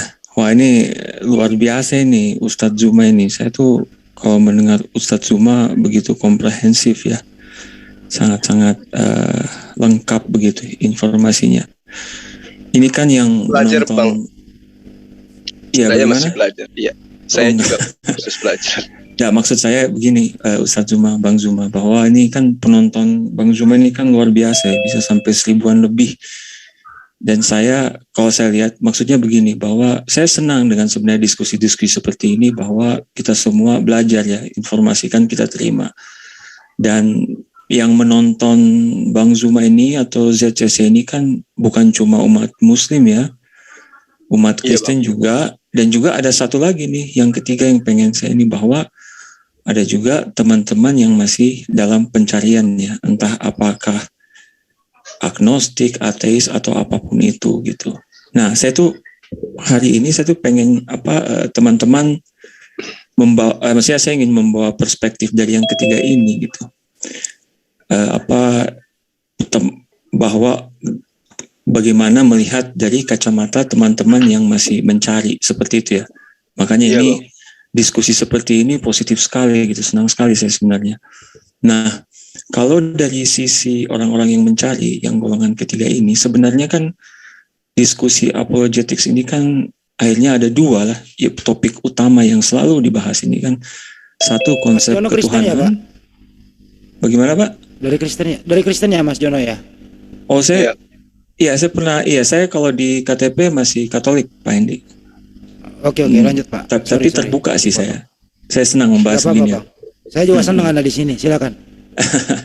Iya, nah jadi seperti itu, bahwa kalau dari sisi topik kan sebenarnya akhirnya dua ya kalau kita golongkan utama. Satu, konsep ketuhanannya yang dikomparasi oleh teman-teman yang sedang mencari berbagai agama, dan syariatnya. Atau yang seperti tadi Bang Suma katakan, bagaimana hubungan vertikal ke atas gitu tentang ketuhanan, dan hubungan horizontal dengan sesama manusia. Nah, kalau dari saya ngobrol gitu dengan teman-temannya, ya hari ini saya memberanikan diri masuk menyampaikan pertanyaan dari teman-teman di yang sana gitu, bahwa kalau dari sisi konsep ketuhanan sebenarnya untuk orang yang sedang mencari, agama Islam dan Yahudi sebenarnya punya keunggulan dalam artian lebih mudah diserap dibanding konsep Trinitas misalnya. Konsep Trinitas itu kan secara pikiran cukup kompleks ya, cukup rumit. Ibarat makanan, kalau konsep ketuhanan yang singular atau yang sebenarnya mereka mengklaim semuanya singular, tapi harus diakui konsep Trinitas itu rumit. Maksud saya lebih mudah memahami konsep ketuhanan di Islam dan Yahudi dibandingkan di Kristen seperti itu. Cuma di sisi lain teman-teman, tapi di situ sisi itu kalau kita secara apologetika Muslim atau umat Islam lebih unggul ya dalam apologetika karena lebih mudah diserap. Satu sisi itu. Tapi di sisi lain terkadang teman-teman yang agnostik atau ateis ini kan terkadang selalu dalam tataran seperti yang Bang Suma sampaikan, logika dan berpikir gitu, bahwa kalau dari sisi ketuhanan sampai ujung dunia pun kalau didebatkan karena keimanannya satu sudah berbeda, sulit ketemunya, dan yang kedua parameter yang digunakan pasti selalu berbeda karena imannya berbeda gitu. Dan ketika parameter dan metrik serta keimanannya berbeda, sulit sekali titik temunya. Dan seperti yang sering terjadi yang terlihat adalah ya mohon maaf ya, sering terjadi debat kusir begitu. Meskipun tidak apa-apa, seperti yang Bang Ustadz Zuma sampaikan, diskusi aja sampai terbuka semuanya gitu ya. Nah, hari ini saya tidak bertanya tentang konsep ketuhanan karena satu, ilmu saya nggak nyampe, yang kedua juga parametriknya sulit sekali melihat bagaimana yang benar dan salah. Karena saya dan teman-teman berpikir otak kita sulit ya untuk nyampe ke sana gitu. Yang ingin saya tanyakan yang horizontal nih, yang terkait dengan syariat. Sebelum saya bertanya, sekali lagi saya mau mohon maaf. Karena pertanyaan ini cukup sensitif, akan tetapi mewakili teman-teman yang tadi. Tapi dalam hal lain saya yakin ini pertanyaan yang sudah sering teman-teman dengar, apalagi sering Ustadz Zuma dengar. Jadi saya langsung aja ke pertanyaannya. Ya, pertanyaannya adalah mengenai surah Al-Talaq ayat keempat. Sulit sekali buat teman-teman yang di luar keislaman, terutama yang agnostik dan ateis, untuk memahami surah ini begitu. Ini terkait dengan apakah, sehingga pertanyaan yang sering muncul, sehingga mohon klarifikasinya oleh Bang Zuma dan teman-teman di sini penjelasannya. Apakah dalam Islam diperbolehkan pernikahan di bawah umur? Dan teman-teman sebenarnya yang di belakang, yang bukan saya mewakili, tapi yang sempat berdiskusi dengan saya, sudah berusaha mencari dengan Google, misalnya pendapat-pendapat dari Syabir Ali, Dr. Zakir Naik, ataupun apologetika yang lain seperti Muhammad Ijab, Ali Dakwah, dan lain-lain gitu. Hanya saja sampai hari ini penjelasan yang didengar masih terasa sedikit mengganjal begitu. Harapannya mudah-mudahan hari ini kita bisa mendengar dari Bang Ustadz Zuma dan teman-teman di ZCC. Terima kasih, itu pertanyaannya. Sekali lagi mohon maaf kalau pertanyaannya cukup sensitif. Terima kasih.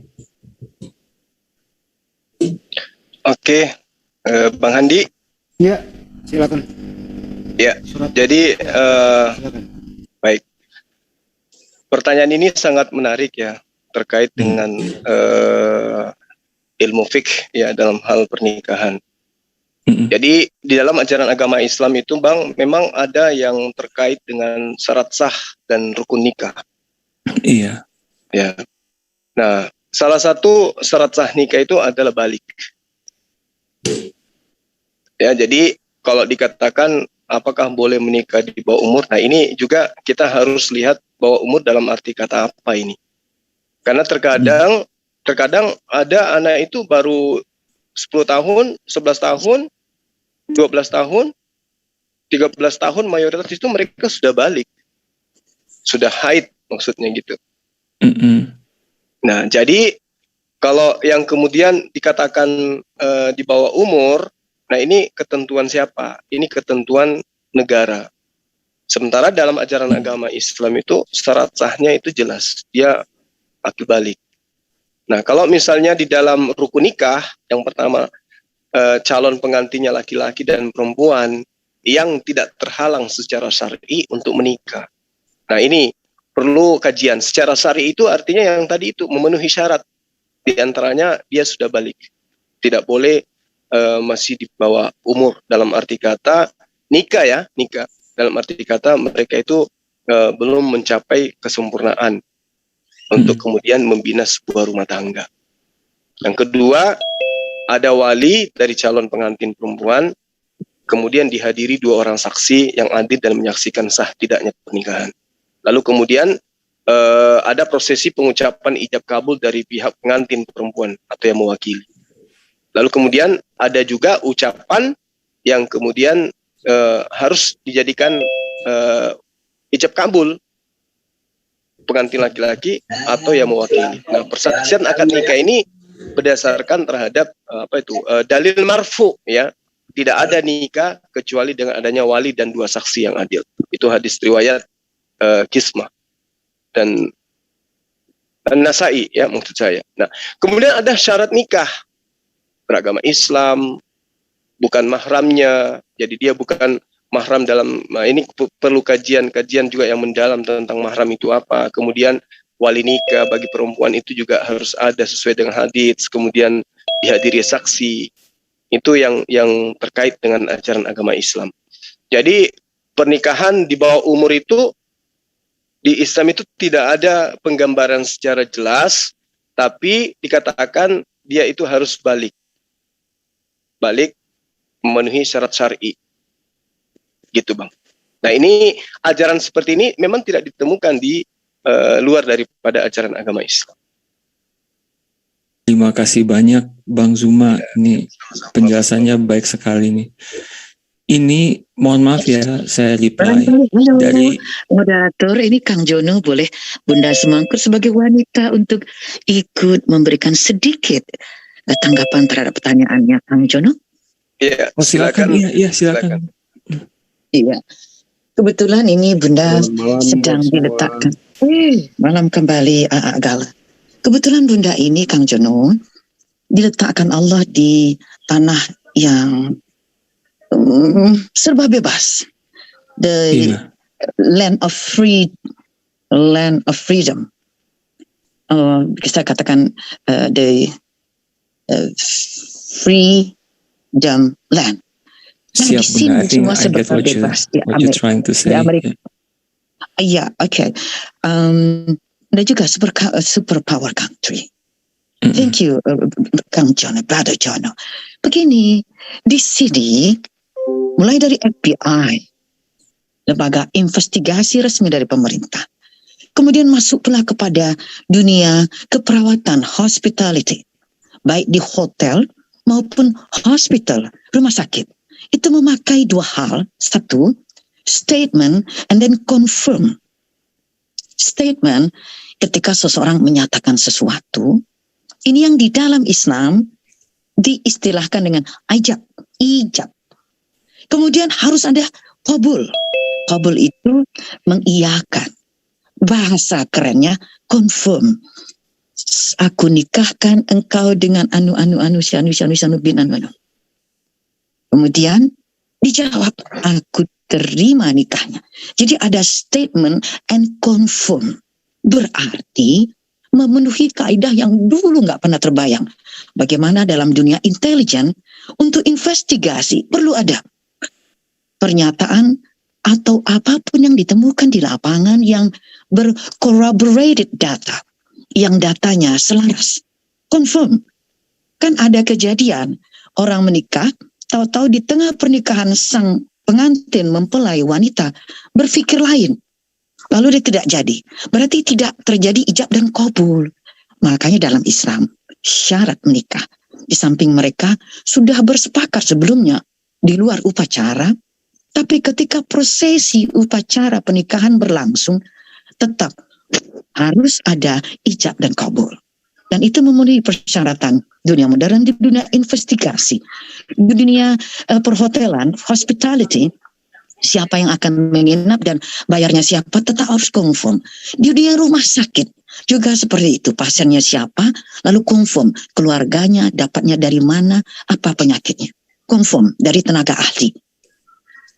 Surat 65 Tolak ayat 4 yang jenengan tanyakan itu berkaitan dengan ngapunten. Mungkin pertanyaan penjenengan keliru ini ya, Kang Jono.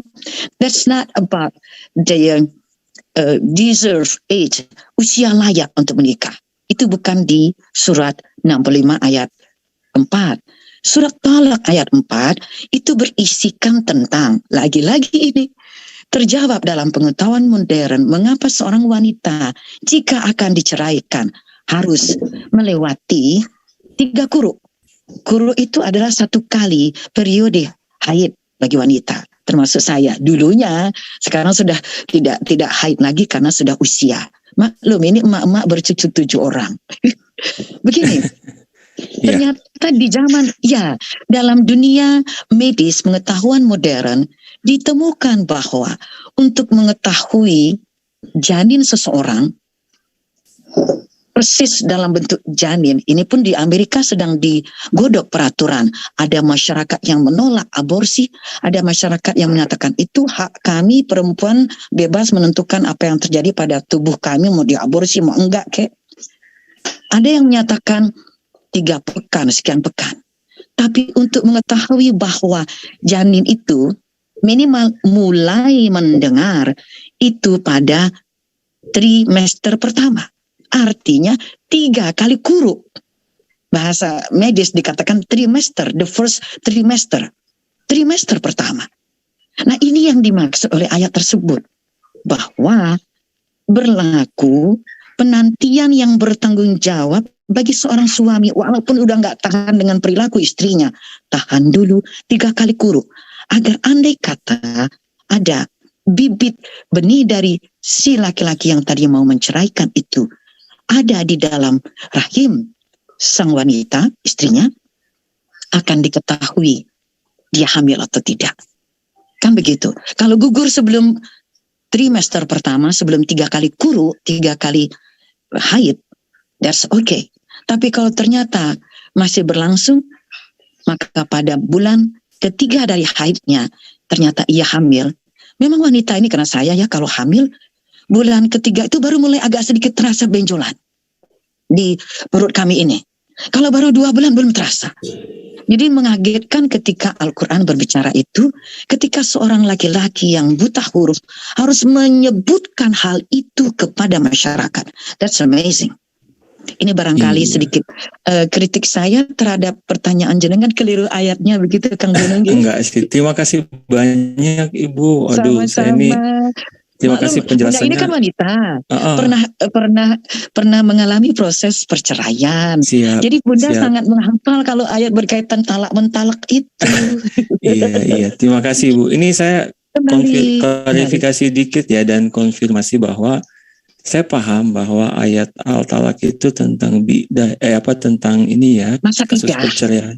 Ya, Kasus Pak, perceraian. betul. Bang Hendy, mohon izin kalau seandainya memungkinkan kita tampilkan tafsir dari Kemenak ya, Kementerian Agama kalau boleh. Berarti bukan berkenaan dengan usia layak menikah seperti yang tadi jenengan tanyakan ya kan? Supaya tidak simpang siur gini Bu, biar supaya lebih jelas yang saya maksud yang mana. Gitu.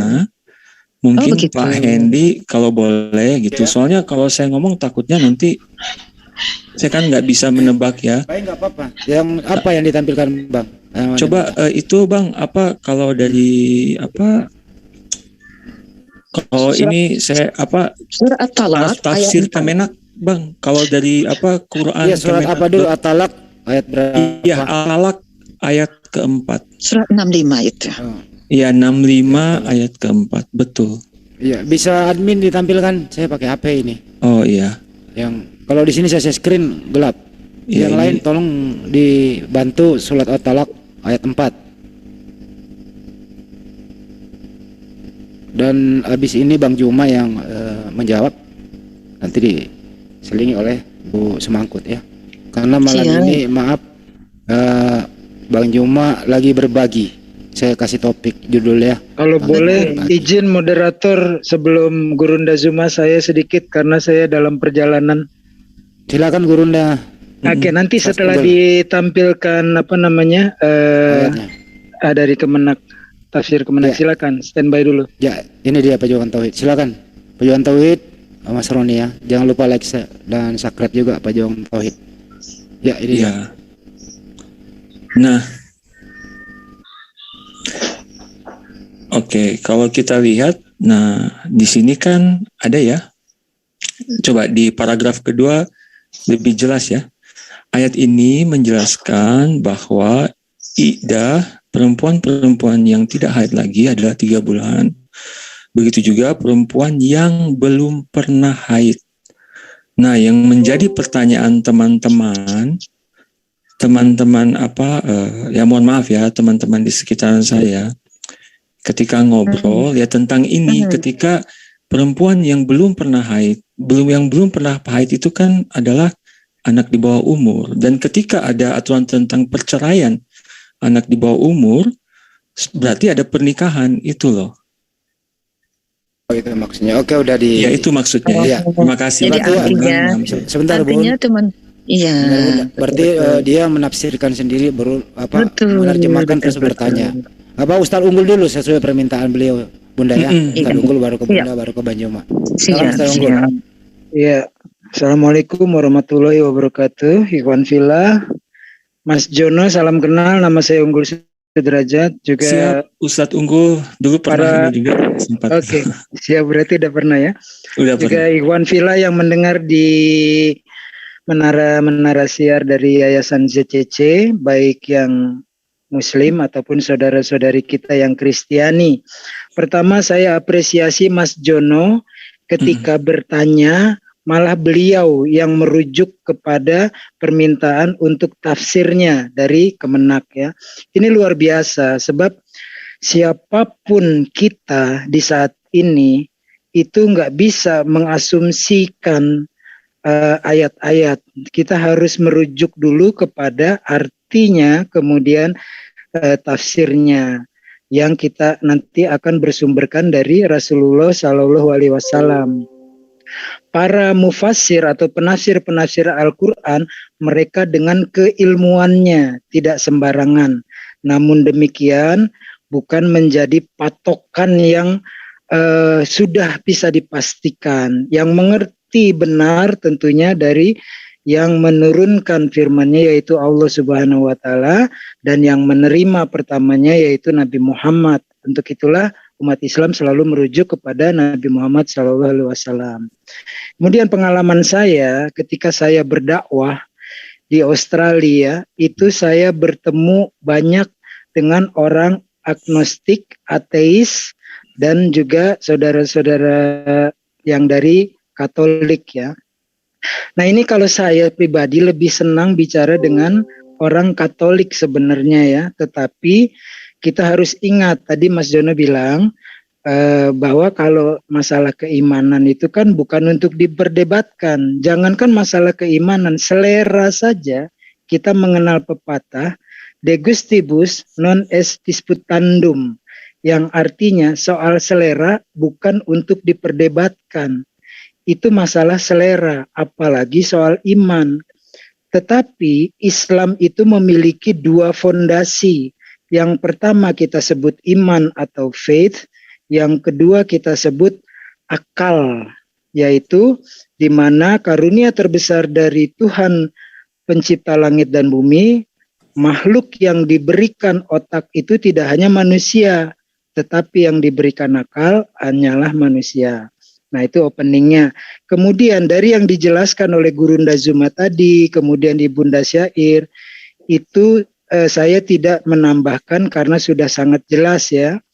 Hanya saya ingin menceritakan kejadian ketika ada seorang perempuan menghujat Nabi Muhammad, menikahi menurut pandangan dia perempuan di bawah umur, saya jelaskan.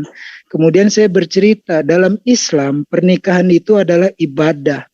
Dan salah satunya dari semua fungsi pernikahan dalam Islam adalah seorang anak berhak. Hak utama seorang anak adalah bukan hanya mendapatkan warisan harta, warisan ilmu dan sebagainya, tetapi nasab, yaitu garis keturunannya. Disinilah Islam mengajarkan melindungi kaum perempuan dan anak, sehingga ketika perempuan bercerai, dia belum boleh menikah lagi sebelum melewati masa idahnya, yaitu 3 bulan. Nah, artinya siapapun, misalnya saya tidak sabar menunggu dalam 1 bulan sudah saya nikahi, ternyata perempuan itu mengandung janin dari suaminya terdahulu, pasti akan ribut dan tidak adil bagi jabang bayinya karena dia nasabnya kepada suami terdahulu. Apalagi kalau lahir nanti anaknya perempuan, bukan saya yang menjadi wali, tetapi bapak kandungnya. Itu salah satunya. Nah sekarang mengenai penjelasan ini, biarkan saja yang lebih mengetahui dari saya, apakah Guru Ndazuma atau Bunda Syair atau siapapun, ini juga disebut tadi ya, paham saya pertanyaannya. Begitu juga perempuan muda yang belum pernah haid, ya artinya tadi kan akil balik syaratnya sudah pernah haid, kok ini ada tafsiran begitu juga perempuan muda yang belum pernah haid. Silakan Bang Handi, saya kembalikan kepada moderator. Thank you, standby lagi. Terima kasih Ustadz Unggul. Baik. Ya. Ibu Syair jangan, ya habis ini ke Bang Juma, silakan. Ya. Jadi Tolong kita lihat dalam kalimahnya. A'udzubillahi minasyaitonirrajim. Bismillahirrahmanirrahim. Wallahi ya'isna. Ya'isna itu dalam bahasa Arab, makna yang sebenarnya itu orang yang wanita yang tidak haid lagi. Ya'isna. Tidak dipakai nisa ya. Tapi setelah itu baru dipakai kata min nisaikum. Wanita yang tidak haid itu diukurkan kepada min nisaikum, wanita yang haid. Jadi standarnya begini. Mereka yang tidak aktif lagi, tidak mungkin kalau kita dalam masyarakat kita ada orang yang tidak aktif. Dia tidak lagi menjadi ukuran parameter. Parameternya pejabat yang aktif. Menteri yang aktif. Jadi apa yang terjadi pada mereka yang tidak aktif, tidak haid lagi, itu diistilahkan dengan ya'isna. Ya'isna.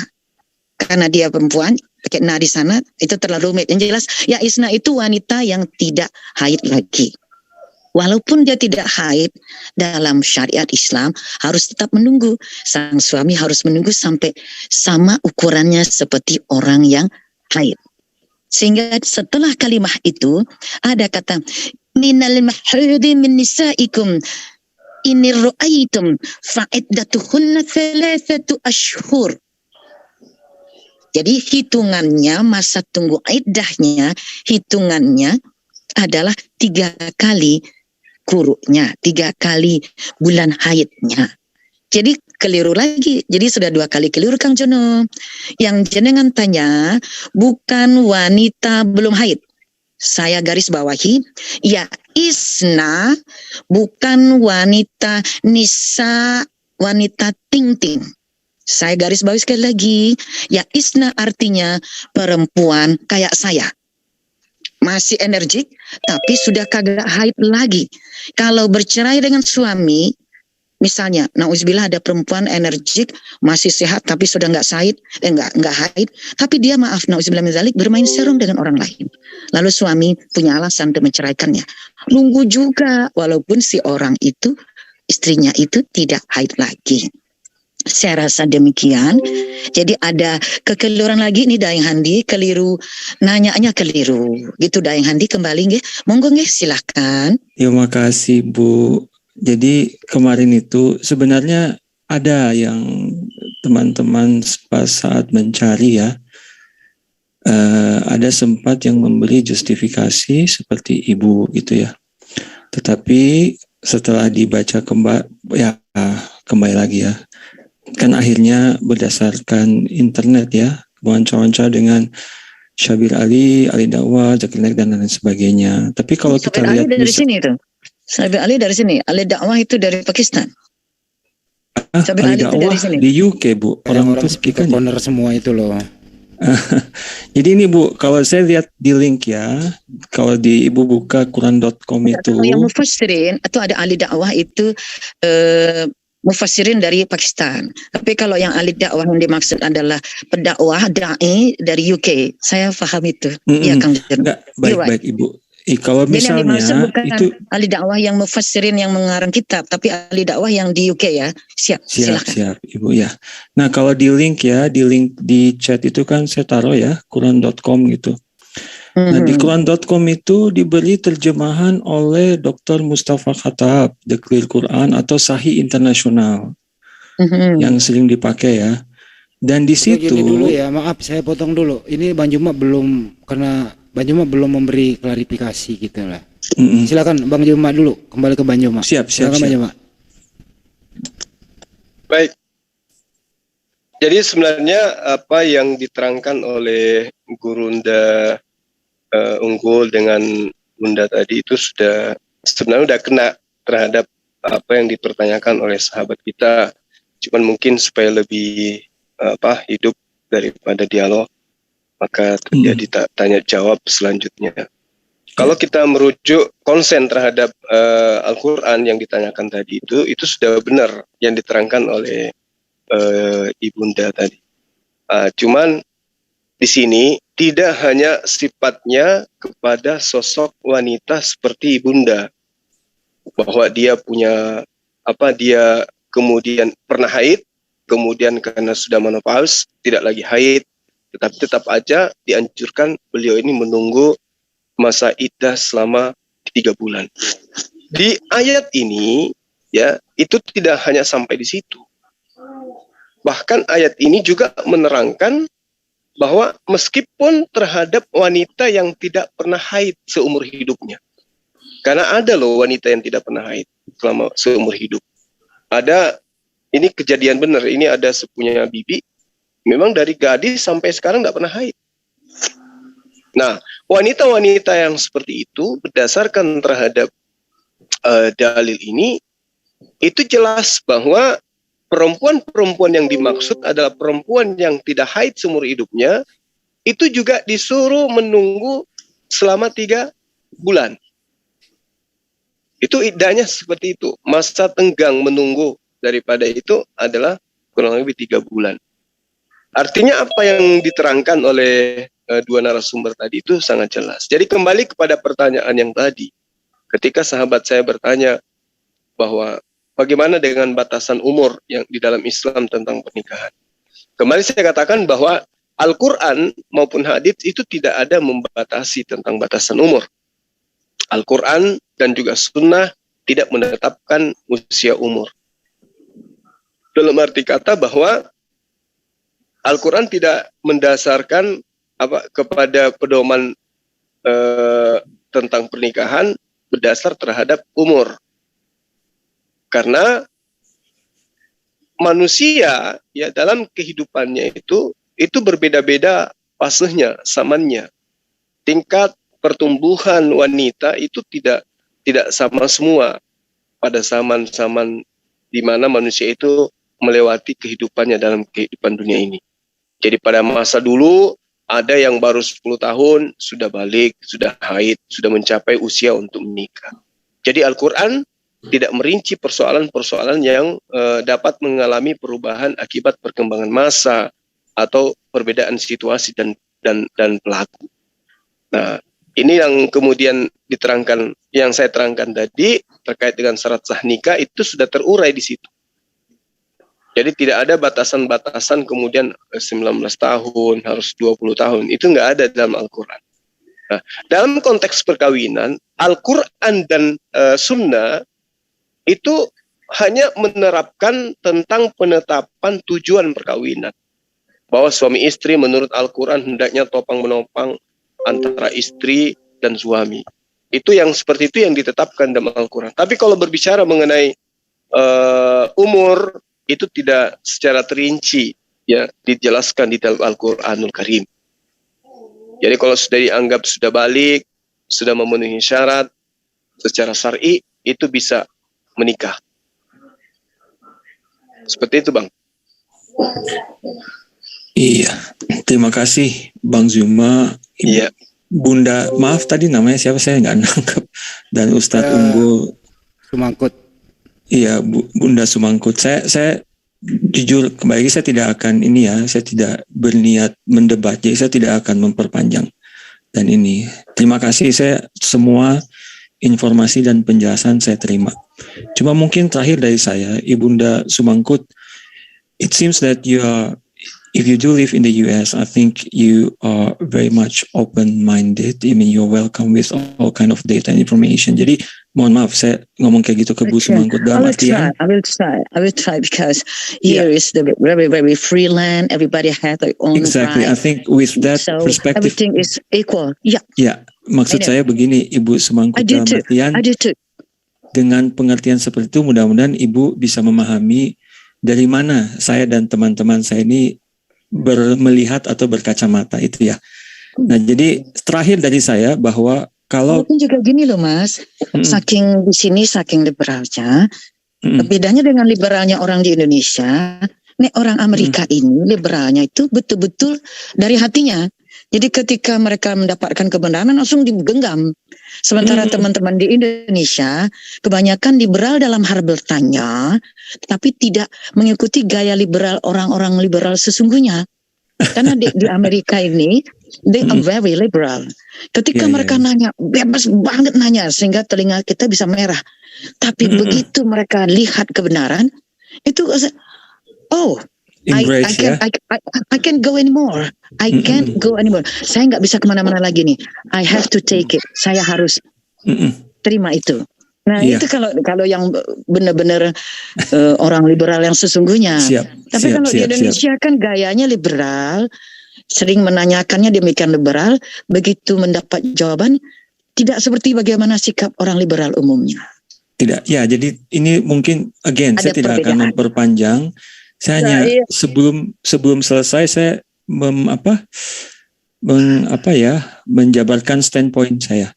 Oke, jadi Pak Jono, bentar, saya mau menambahkan Bu Sair. Yang dimaksud Bu Sair di sini adalah ya. fair and square, play sportif. Benar Jesse Dewi. Macam betul-betul. Understood. Oke, jadi again saya tidak, karena memang dari awal saya tidak. Saudara suhu saya itu, Bunda Jesse Dewi itu suhu saya itu, Kang Jono. Mau belajar hidup di Amerika, belajar sama beliau itu. Siap. Jadi saya tidak, again dari awal saya tidak berniat mendebat ya. Jadi saya terima kasih semuanya atas informasi dan lainnya. Kang Jono, itu salah satu bahasa orang liberal. Siap. Jadi I don't want to debate you, but keep asking and asking. No, that's why I'm closing. Ini closing statement, Bu. Saya tidak akan bertanya lagi. Pak Jono, kalau mau tahu orang liberal Amerika, bicara sama saya. I'm proud liberal. Enggak, saya bukan liberal malah saya. Ya, ngerti saya. Jadi yang dimaksud Bu Sair ini yang saya tadi dengerin aja. Di sini kami ini play and square. Ya, play sportif dan fair and square. Understood. Tapi nggak ada hard feeling. Iya. Gitu. Makanya jadi Ustadz Juma, maaf Daeng Handi, maaf Pak Ustadz Tunggul di Sela dan Bu Sair, maaf. Lanjut. Oke, baik. Bukan apa-apa, Bunda Jesse Dewi, Masya Allah. Itu kan satu pernyataan jujur dari seorang yang sudah lama berdiam di sini. Kalau saya mah pendatang baru, ya belajar sama Bunda Jesse Dewi. Tapi memang begitu, orang di sini memang kalau bertanya, pikiran mereka itu melesat sejauh anak panah, nggak tahu akhirnya nyasarnya di mana.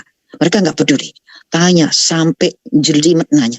Tapi begitu mendapatkan penjelasan, lalu mereka bilang, I can't go anymore. Saya tidak bisa lagi kemana-mana. Saya ambil itu, I'll take it. Itu benar. Nah, gitu mereka tuh gitu. Jadi untuk suatu perbandingan saja, begitulah Kang Jono. Jangan marah Kang Jono, jangan nangis ya. Biar nggak kembali kemana-mana, ke Mas Jono dulu. Mas Jono sebenarnya ini di posisi mana sih? Kalau boleh tahu, biar semakin mengerucut, semakin malam. Endingnya tuh ada nanti biar penonton nggak penasaran. Mas Jono sebenarnya arahnya kemana ini? Anda di posisi mana dalam keilmuan Anda itu dikombinasi dengan religi yang Anda imani gitu? Anda di posisi mana? Silakan. Ini udah tinggi nih malam ini biar mengerucut. Silakan. Pengertian saya sih sebenarnya saya sangat sepakat dengan Ustadz Zuma ya, dalam artian ngobrol bebas aja, nggak apa-apa. Sepakat dalam hal pendapat Bang Juma Anda iakan atau masih ada yang mau dikuliti gitu? Oh enggak. Kalau yang dari Pak Zuma, Ustadz Zuma tentang terkait yang saya tanyakan saya terima.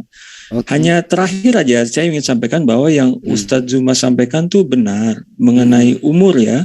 Akan tetapi Ustadz Zuma kan menyampaikan tentang balik atau akil balik. Hanya saja kembali lagi ini yang terakhir ya, bahwa di situ kan who have not yet menstruated gitu. Kalau Bunda Sumangkut atau yang Ibu Dewi melihat terjemahan saya internasional dan lain-lain. Jadi bahwa yang belum akil balik pun bisa diceraikan, itu sih pengertian teman-teman saya, bahwa ketika yang belum akil balik bisa diceraikan, berarti yang belum akil balik juga bisa dinikahi. Seperti itu aja. Oke, baik. Tapi saya terima kasih. Saya tidak akan mendebat, saya tidak akan memperpanjang. Semuanya saya terima. Terima kasih. Baik, habis ini ke Bang Juma 1 menit dulu. Bang Handi, 1 menit. Ya, terima kasih moderator. Mas Jono, kalau Mas Jono baca lebih teliti lagi ya di tafsir Kemenak, ya itu disebutkan ya di sini tafsir ringkas Kemenak ya. adapun perempuan-perempuan yang tidak haid lagi, ini artinya menopause lah ya. Itu kan kita bisa memahami. Lalu ada di sini dan demikian pula masa idah bagi perempuan-perempuan yang tidak pernah haid sepanjang hidupnya juga 3 bulan. Lalu tafsir ini seolah-olah membingungkan, tetapi bagi umat Islam tidak. Tafsir Kemenak yang panjang adalah 3 bulan. Lalu kalimat kedua, begitu juga perempuan muda yang belum pernah haid. Tetapi artinya bukan perempuan yang belum akil balik. Ini saya ambil misal ya. Kan Bang Gurunda Zuma tadi menyebutkan akil balik itu patokannya bukan umur, tetapi perempuan sudah menstruasi dan laki-laki sudah mimpi basah, bahasa halusnya ya. Mohon Sudah maaf Ustadz Unggul, Ya. maaf saya coba lihat yang lengkapnya. Ya, nah ini makanya di atas itu Yang kan belum pernah haid kalau yang lengkap. betul di tafsir yang ringkasnya ini kan disebut ya mana tadi, demikian pula masa idah bagi perempuan-perempuan yang tidak pernah haid sepanjang hidupnya. Tadi Gurunda Zuma sudah menyebutkan bahwa ada perempuan yang sepanjang hidupnya tidak pernah haid. Mungkin karena masalah genetik atau apa ya, tapi di sini di tafsir ringkasnya itu disebut dan demikian pula masa idah bagi perempuan-perempuan yang tidak pernah haid sepanjang hidupnya. Lalu kalau Mas Jono baca di tafsir yang panjangnya seolah-olah berkontradiksi atau membingungkan karena di sini disebut begitu juga perempuan muda yang belum pernah haid. Yang dimaksud di sini perempuan muda artinya bukan sebelum atau pre akil balik, tetapi perempuan muda yang misalnya umur 25 atau 30 secara teoritis itu masih menstruasi, tetapi karena perempuan muda ini tidak pernah haid seumur hidupnya, maka untuk menghilangkan keraguan-raguan, perempuan yang tidak pernah haid sepanjang hidupnya pun juga 3 bulan. Jadi jangan diartikan bahwa perempuan muda yang belum pernah haid artinya yang belum akil balik. Di sini kebingungannya Mas Jono. Jadi tafsir ini sungguh sangat gamblang, bukan pre-menstruasi, tetapi yang sudah melewati batasan wajar, umur 30 harusnya kan sudah menstruasi. Tapi bahkan ada perempuan yang sepanjang hidupnya tidak pernah menstruasi. Gitu sih keterangan tambahan dari saya. Standby lagi. Terima kasih Ustadz Unggul ya. Sedikit Bang Adi, setengah menit Bang Adi. Ya jangan kelamaan dong, ini Bang Juma yang berbicara sebenarnya. Ya, maksudnya setengah menit. Silakan. Begini, ini kan kita harus menghargai juga Bang Jono kan tadi saya menyimak bahwasannya Bang Jono ini membawa apa yang dibicarakan dari ya sahabat-sahabat Kristen yang di sana. Ya, saya menghargai kalau Bang Jono ini mau membawa apa yang dibicarakan saudara-saudara sana ke sini. Nah, kita harus menelaah apa yang dijelaskan oleh guru-guru kita tadi dengan menyeimbangkan sebuah fakta. Apa yang dijelaskan itu, apakah yang ditelaah Pak Jono itu fakta itu terjadi bahwasannya banyak pelanggaran-pelanggaran atas yang dipikirkan oleh Bang Jono tadi. Itu aja Bang Andi. Ya, karena ini topiknya adalah Zulkifli M. Abbas berbagi, semoga bermanfaat ya. Kita beli porsi yang banyak, maupun di sana Makassar udah melewati batas toleransi untuk sebenarnya istirahat Bang Juma untuk aktivitas besok gitu ya. Silakan Bang Juma.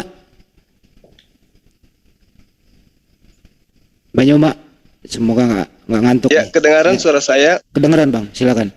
Oke. Jadi sesuai dengan apa yang saya terangkan tadi ya. Jadi kalau misalnya sahabat kita kemudian mencoba mengambil penafsiran dari sahabat tadi, tafsiran dari Departemen Agama ya tentang ayat ini.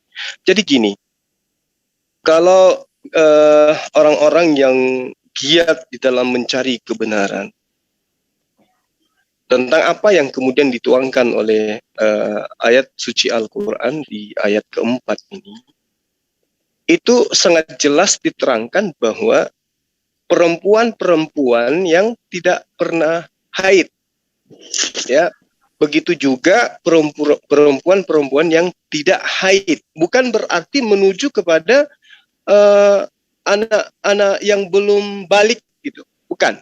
Itu kesimpulannya di situ. Jadi tidak berbicara mengenai anak di bawah umur yang belum haid lalu diceraikan. Itu sahabat Jono tolong diluruskan yang itu. Yang dimaksud di sini adalah perempuan-perempuan yang tidak haid.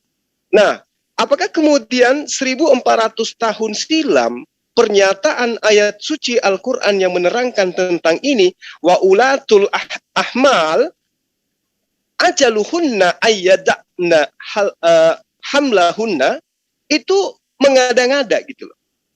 Apakah Al-Quran yang kemudian diwahyukan kepada Rasulullah Muhammad SAW itu mengada-ngada dengan mengatakan bahwa ada sosok perempuan-perempuan nanti yang tidak akan mengalami haid? Satu, saya punya bibi ya, saya katakan itu bibi saya sampai hari ini tidak pernah haid. Kedua, di dalam ilmu kedokteran ada sebuah penyakit yang kemudian dikenal dengan penyakit yang dialami oleh seorang wanita di mana mereka itu tidak pernah haid. Dan nama penyakitnya itu ditemukan oleh para dokter dengan sebutan amenorrea. Jadi Al-Quran begitu indah, begitu lugas menceritakan tentang kejadian ini. Bahwa ketika Al-Quran menerangkan wanita-wanita yang tidak haid, ketika kamu ceraikan, maka masa iddahnya pun 3 bulan. Lalu muncul pertanyaan, benarkah ada perempuan yang tidak haid? Kalau dulu mungkin tahun 800-an, tahun 900-an, ilmuwan belum menemukan penyakit ini, boleh kita berasumsi bahwa yang dimaksud di sini adalah anak-anak bayi yang belum haid tapi sudah dikawini, sudah dinikahin. Boleh. Tapi sangat disayangkan ternyata itu kesalahpahaman yang fatal. Kenapa? Yang dimaksud ini adalah murni wanita-wanita balik, dalam arti kata mencukupi usianya, keremajaannya, kedewasaannya, sudah memiliki syahwat dia, harusnya haid tapi belum haid. Wanita-wanita ini yang dimaksud. Bukan anak bayi yang kemudian di bawah umur, yang dinikahi belum haid, lalu diceraikan. Bukan, sama sekali bukan. Tapi adalah wanita yang betul-betul dewasa, yang tidak haid, tidak pernah haid. Nah, ini menjadi pertanyaan kemudian. Di tahun 1000-an itu, 1800, 700, 1000, tahun 1000, tahun 1100, dan seterusnya. Itu orang masih bertanya-tanya. Orang masih mereka-reka, oh ini anak di bawah umur ini. Tapi Alhamdulillah Al-Quran itu menguraikannya dan sudah ditemukan oleh kedokteran bahwa ada penyakit amenorrea primer dan sekunder. Di mana wanita itu mengalami kondisi di mana penyakit itu penyakit serius. Mereka itu tidak pernah mengalami haid. Nah, ini pelajaran yang sangat istimewa yang kemudian malam ini kita disajikan oleh Saudara Jono. Ternyata Rasulullah Muhammad SAW 1400 tahun silam di masa jahiliyah sudah menemukan ilmu kedokteran yang baru terungkap hari ini. Subhanallah. Jadi penyakit amenorrea itu penyakit wanita yang tidak haid. Itu penyakit itu. Dan kalau ini cuma asumsi, alhamdulillah saya sudah membuktikan ada bibi saya yang tidak pernah haid sampai hari ini. Keluarga-keluarga saya pasti tahu ini. Saya lagi live. Dan pasti mereka tahu, mereka pasti tertawa. Karena itu tante saya sendiri yang tidak mengalami haid. Selama dia usia remaja, dewasa sampai sekarang nenek-nenek itu tidak haid. Tidak pernah sekalipun dia haid. Nah, inilah yang dicerminkan oleh Al-Quran di surah At-Talaq yang sahabat saya pertanyakan. Jadi kemudian ketika ada penafsiran yang mengatakan Kemenak yang mengatakan seperti itu juga Kemenak tidak ceroboh dengan mengatakan itu. Dia tidak mengatakan bahwa wanita di bawah umur, tidak. Dia hanya menerangkan demikian pula masa iddah bagi perempuan yang tidak pernah haid sepanjang hidupnya. Juga masa iddahnya 3 bulan. Jadi bukan merujuk kepada anak-anak, bukan. Bukan merujuk kepada anak-anak. Saya kira begitu sahabat-sahabat sekalian. Tolong nanti teman-teman kita ya supaya dipahami ada penyakit yang disebut amenorrea. Penyakit ini adalah penyakit yang menjangkit wanita yang tidak haid. Ya, termasuk mungkin Bang Handi kalau tidak pernah haid mungkin kena amonere juga penyakit itu. Ya betul, saya nggak pernah haid karena Nah, itu dia. saya Coba diperiksa. ya betul. Jadi begini Oke, begitu sebenarnya. Bang. Dari saya. Jangan kemana-mana dulu Bang Joma.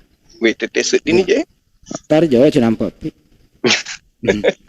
Setengah satu di sini Bang. Oke. Siap. Ya. Mas Jono masih ada? Siap, Ini- Bang Handi masih Iya. standby. Barangkali Ya. Kang dan Handi, ini tambahan lagi nih Yang ya, eh, 1 menit. dari informasi dari Abang Dazuma tadi. Betul, ke Kang Jono, pernah dengar nggak ada efek samping penggunaan alat-alat kontrasepsi? Di antaranya adalah berhentinya haid dari orang yang menggunakannya. Beberapa telaah penggunaan IUD di negara-negara maju membuat wanita-wanita tidak lagi haid. Artinya kalau ini pakai tata bahasa Arab, lam yang tadi jenengan tuduhkan atau pertanyakan itu diwakili kata lam. Ya, lam itu memang dalam tata bahasa Arab beberapa kali muncul. Biasanya lam itu akan terpenuhi dengan kalimat hatta setelah lam. Contoh, lam yakunil ladzina kafaru hatta ta'tiyahumul. Artinya keberadaan yang tidak ada hingga. Jadi ketidakberadaannya itu dalam status temporarily. Dalam kasus lain, dalam Al-Quran untuk kata lam sering juga dipakai dengan kata alif di depannya, alam taro. Jadi hal yang berkaitan dengan lam dalam gramatikal bahasa Arab itu digunakan untuk melakukan observasi. Tidakkah engkau melihat? Ternyata setelah diobservasi berabad lamanya, orang yang menggunakan IUD ternyata berakibat tertahannya menstruasinya sampai hatta ia mencabut IUD-nya. Jadi berarti ayat tersebut saya jadi teringat nih gara-gara Abang Dazuma menyampaikan tentang kasus bibindanya beliau, saya jadi teringat dulu saya tidak memilih memakai IUD. Ini maaf kalau agak kewanita-wanitaan bahasannya ya. Karena saya membaca penelitian banyak terjadi efek samping bagi orang yang menggunakan IUD. Saya jadi teringat ayat yang menyatakan lam dengan alam.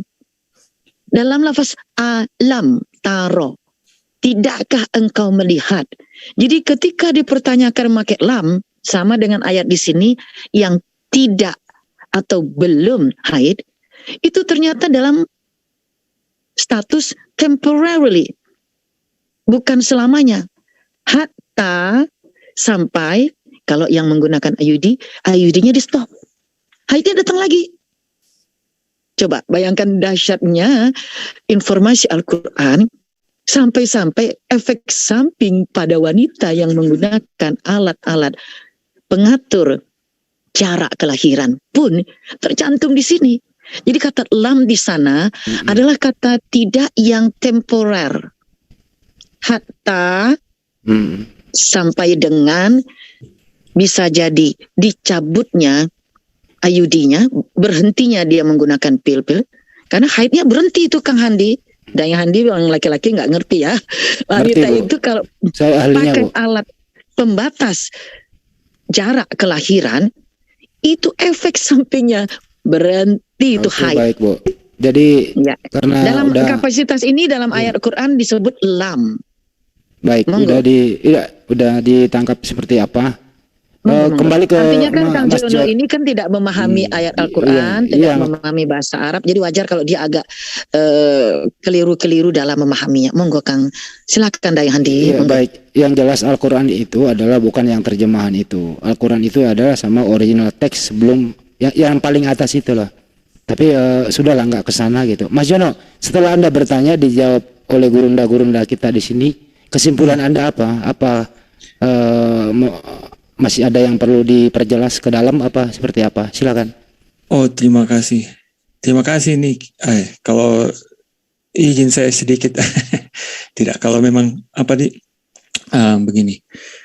Terima kasih nih penjelasannya jelas sekali dari Ustadz Zuma, Ibu dan lain-lain. Saya terima dan jadi olahan saya ya, dan untuk bahan berpikir saya. Cuma ini sebelum, mohon maaf ini terakhir benar sebelum ini. Saya sebenarnya tidak mau membawa ini karena saya tahu ini sangat sensitif. Enggak ada. Al-Quran itu kan liberal, kan kita liberal. Enggak, Al-Quran itu enggak ada yang perlu disembunyikan.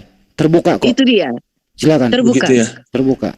Jadi ini terakhir aja Pak ya, ditanggapi tidak apa-apa, saya tidak mencari Pasti ditanggapi, silakan. Bahwa jadi teman-teman kemarin tuh yang mencari informasi tentang ini. Jadi yang salah satu yang didapatkan bahwa surah Al-Talaq 65 ayat 4 ini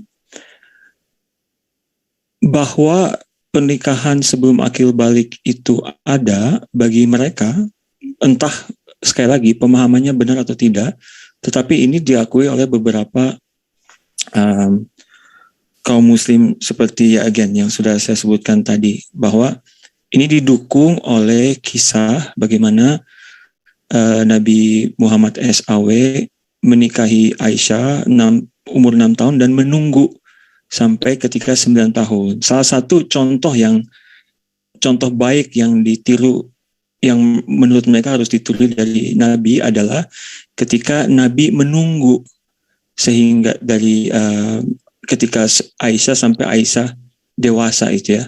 Itu yang contoh baik yang menurut mereka harusnya diikuti oleh umat gitu. Tapi ya menurut mereka kedua kisah Nabi dan Siti Aisyah ini dan surat Al-Talaq ini berkaitan, bahwa itu saling mendukung bahwa ada pernikahan sebelum akil balik yang diakui oleh agama Islam. Seperti itu. Terakhir dari saya. Terima kasih. Ya itu dulu. Silakan Bang Coma.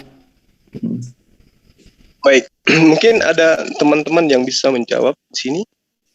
Ya, Banyuma aja dulu. Karena di sana udah 12:30. Besok kan gawe gitu. Silakan. Oke, baik. Jadi saya dari awal Anda membawa ayat itu memang saya sudah berpikir pasti arahnya ke sana. Jadi gini, kalau berbicara mengenai ulasan saya tadi, saya terangkan bahwa tidak ada batasan usia, patokan usia di dalam Islam, dalam Al-Quran terkait dengan pernikahan di bawah umur. Nah, kalau misalnya kemudian teman-teman mengatakan bahwa Rasulullah Muhammad SAW itu menikahi Siti Aisyah di bawah umur, nah ini harus dibedakan dulu. Bahwa yang dikatakan menikahi itu adalah menghalalkan. Nah, berbeda ketika kemudian wanita itu digauli. Itu beda. Dinikahi, digauli. Kalau dinikahi, artinya gini. Di dalam ajaran agama Islam itu ada yang disebut batasan muhrim. Jadi, saya dengan wanita lain tidak boleh bersentuhan, tidak boleh kemudian berdua-duaan, kalau misalnya dia ini belum halal. Bagaimana kemudian wanita ini supaya halal? Maka wanita ini harus saya nikahi. Itu satu. Ini kita berbicara mengenai Rasulullah Muhammad SAW. Walaupun tidak ada hubungan sama istri terlebih dahulu, kan begitu ya Bang Zumangge? Betul. Nah. Betul. Itu yang pertama. Kemudian yang kedua, Rasulullah Muhammad SAW itu, kita belum keluar daripada apa yang kemudian menjadi tuduhan teman-teman. Yang kedua, Rasulullah Muhammad SAW itu menikahi Siti Aisyah itu supaya apa? Untuk menjadi penghafal hadits yang terkait dengan kewanitaan. Ini yang perlu dipahami. Ketiga, Rasulullah Muhammad SAW itu menikahi Siti Aisyah itu tidak melanggar norma yang ada pada masa itu. Jadi tidak ada yang dilanggar oleh Rasulullah Muhammad SAW, norma yang ada pada masa itu, kemudian hukum kekerabatan, kemudian hukum hukum negara, kemudian Al-Qur'anul Karim. Itu tidak ada satupun hukum yang dilanggar oleh Rasulullah Muhammad SAW. Kalau berbicara mengenai tuduhan bahwa ini dasar daripada at-talaq, ya, karena sudah dicontohkan oleh baginda Rasulullah Muhammad SAW. Lalu kemudian ending daripada tuduhan itu, Rasulullah Muhammad SAW itu ditengarai sebagai orang yang melakukan pedofil. Nah, keluar daripada yang tadi, ini kita belum masuk ke pembahasan tentang histori, ya, tentang kebenaran daripada apa yang dituduhkan. Nah, Rasulullah Muhammad SAW itu, kalau diterangkan dia itu adalah pelaku daripada apa yang dituduhkan, maka Siti Aisyah, Ibunda Siti Aisyah, adalah wanita yang pasti membenci dan sangat trauma terhadap Rasulullah. Faktanya, Siti Aisyah itu sangat cinta kepada Rasulullah.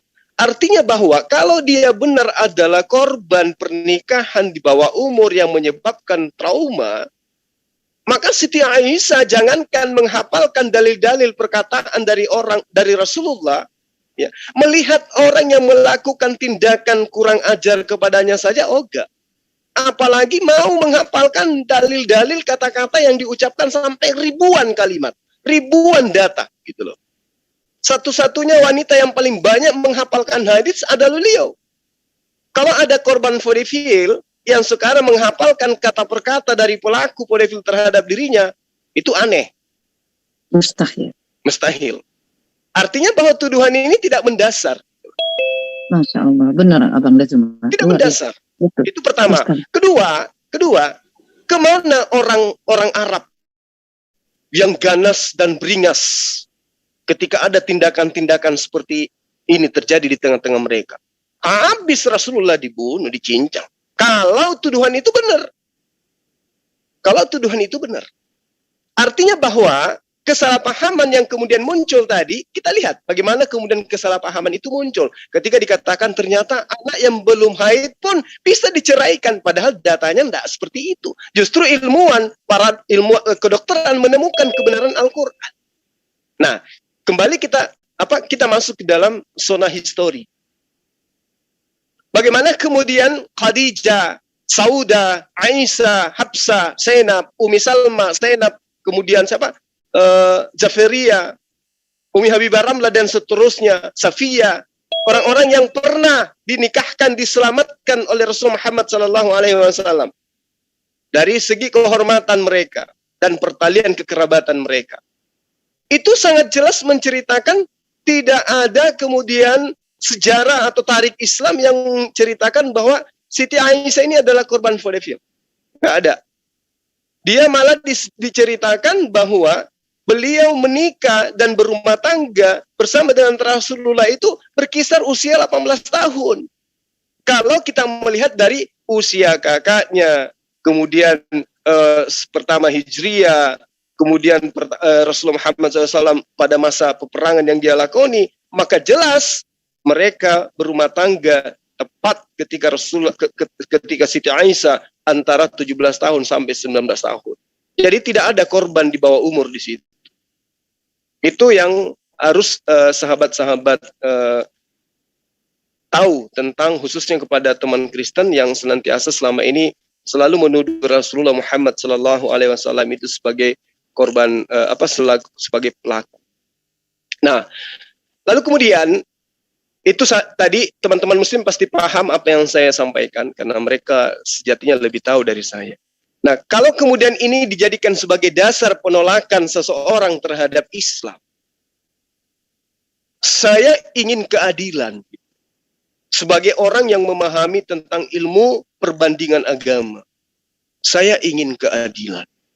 Ketika di dalam imamat Tuhan memberikan orang-orang yang masih perawan kepada tentara-tentara untuk diambil sebagai hasil jarahan perang, yang tidak perawan diperintahkan dibunuh, maka kemudian yang perawan diperintahkan silakan ambil yang masih perawan. Artinya tidak ada batasan usia. Itu satu di imamat. Kemudian di dalam Yesaya 22 juga itu sangat terang diterangkan. Ulangan 22 ya, antara ayat 28 nomor 28 sampai nomor 29.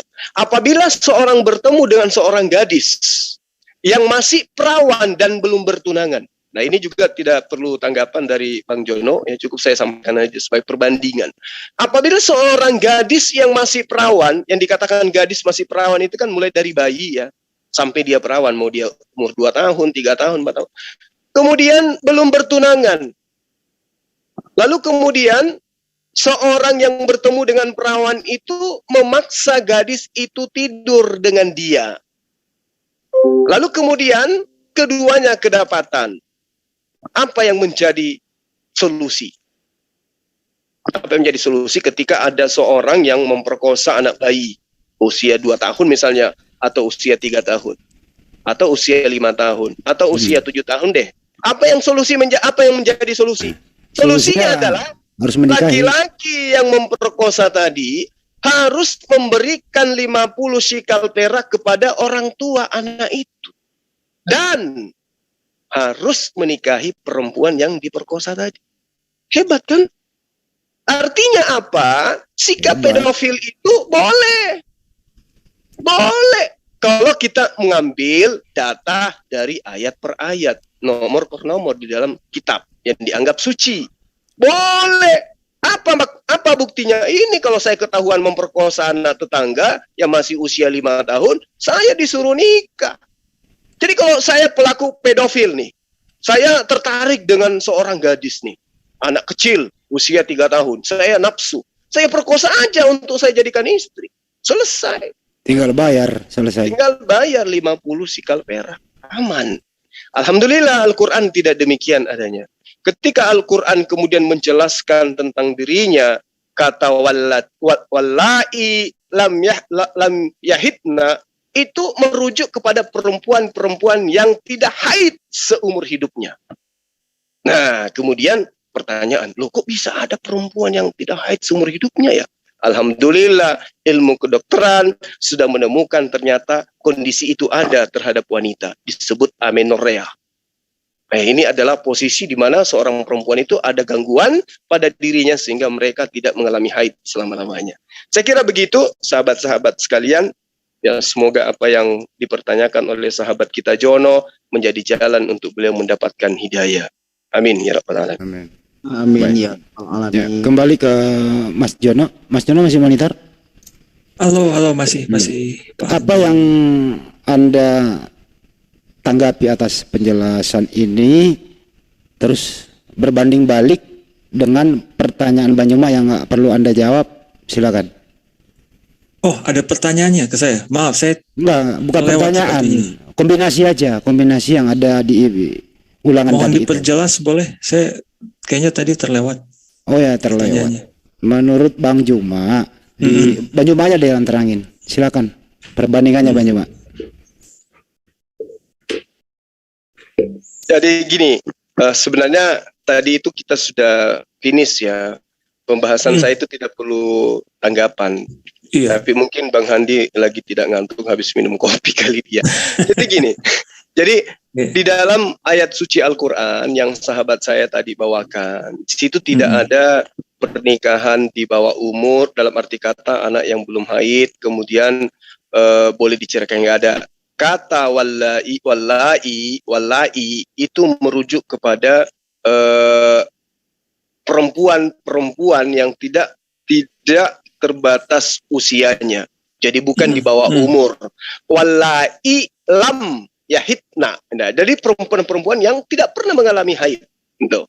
Artinya, apakah betul ada perempuan yang tidak pernah mengalami haid? Ada.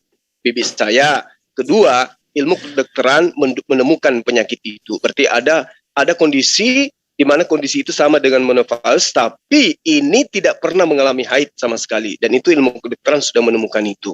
Nah, kalau kemudian hal yang terjadi ya di dalam kehidupan kita sehari-hari di mana teman-teman Kristen sebagian besar menganggap inilah legalitas yang digunakan oleh Rasulullah Muhammad SAW untuk menikahi Siti Aisyah di bawah umur, itu juga tidak terbukti.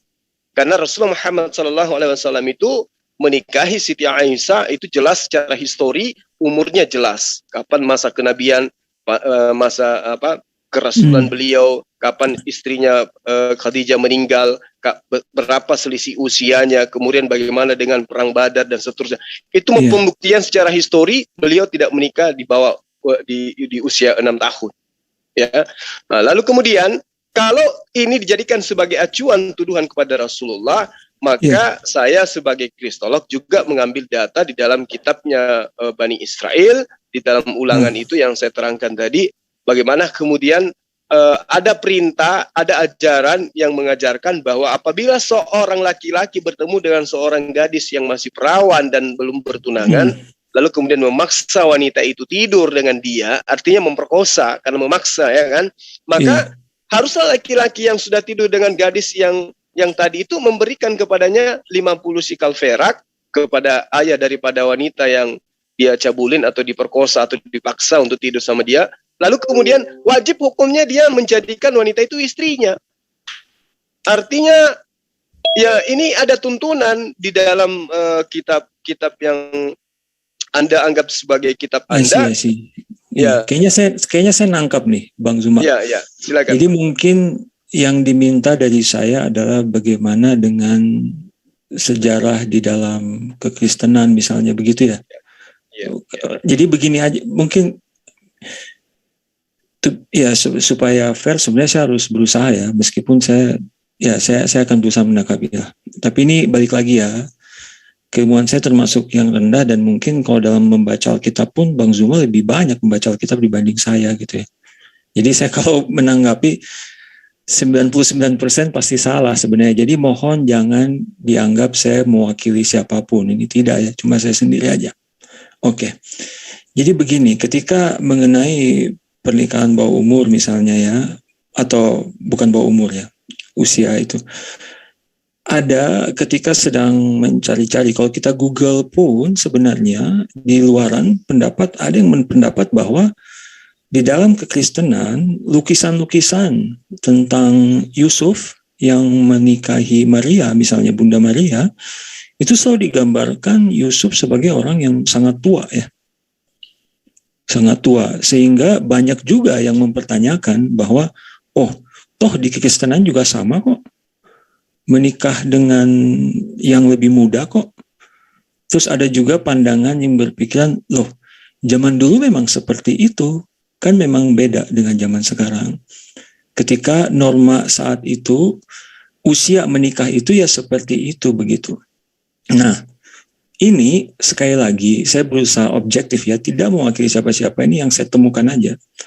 Justifikasi dari pihak sebelah menaikkan perbedaannya begini. Perbedaannya adalah Nabi Muhammad SAW adalah atau dipercayai sebagai contoh panutan terbaik umat manusia. Sementara di pihak sebelah, di dalam kekristenan, selain Yesus Kristus, yang lain bukan contoh yang terbaik sebagai umat manusia. Seperti itu loh mereka melihatnya. Oke. Begitu yang bisa saya sampaikan, Bang Zuma. Baik, Mas Jono. Ya. Mudah-mudahan banyak terakhir banyak, Pak. Contoh katanya banyak, Pak. Bagaimana dengan kalau Bang Jono Yesus dijadiin contoh, kenapa Kristen pada menikah? Yesus nggak menikah loh. Kenapa nggak dicontohin? Bagaimana? Kenapa kalau Kristen ini kan mencontohi Yesus nih? Selain nabi yang lain nggak dicontohin. Seperti Ishak menikahi Ribka 3 tahun. Dan yang contoh tadi di ulangan itu cenderung Kristen contohin Yesus. Kan Yesus nggak nikah. Kenapa kalian nikah semua? Itu masalahnya. Silakan. Mungkin sekali lagi ya. Saya tuh sebenarnya ya, kalau diskusi tentang ketuhanan saya selalu menghindar karena yang ini tahu semua ketuhanan, ini masalah nikah. Ini bukan contoh nikah. Jadi begini Pak Hendy. Iya. Jadi mungkin ya balik lagi ya, ini sependek sepengertian saya ya. Yang saya mengerti dari teman-teman di Kristen adalah bahwa Kedatangan Tuhan Yesus di dalam agama Kristen adalah untuk dalam kaitannya dengan penebusan. Dan dalam hidupnya pun Yesus adalah satu sosok yang tidak berdosa sama sekali. Seperti itu sih. Tapi Yesus kan nggak nikah. Kenapa kalian menikah? Bagaimana? Yesus kan nggak menikah. Pemahamannya berbeda, Pak Hendy. Kan contoh Bang. Berbeda. Kan Bang Jono contoh Yesus. Ya kalau misalnya contohnya begini Bang Hendy. Gimana ini ya, kalau misalnya seperti itu kan, mungkin Ibu Supangkat yang lain seperti ngerti itu kan jadinya logical fallacy ya. Jadi bukan logical fallacy, ini harus dicontoh kan. Anda tadi kalau harus dicontoh berarti Yesus disalib, yang teman-teman lain harus disalib juga. Ya tadi kan juga Anda yang mengambil contoh. Umat Muslim mencontoh Nabi Muhammad. Sebentar Bang, gantian. Iya siap. Anda mengatakan bahwa umat Muslim mencontohi Nabi Muhammad. Itu kan masalahnya. Anda mengatakan bahwa selain Yesus, umat Kristen itu hanya Yesus sebagai contoh. Nah contohnya adalah Yesus nggak menikah. Kenapa kalian menikah? Itu loh. Masih konsisten dong. Ya begini Pak Hendy, supaya kalau konsisten pemahaman Pak Hendy, ketika Yesus disalib ya berarti mereka juga disalib dong. Kalau begitu jangan meminta yang sama dong dalam hal berpendapat, harus netral, harus logik juga. Makanya gitu ini saya cuma menyampaikan sependek sepengertian saya dari sisi sebelah. Seandainya diterima pun baik, tidak diterima pun tidak apa-apa.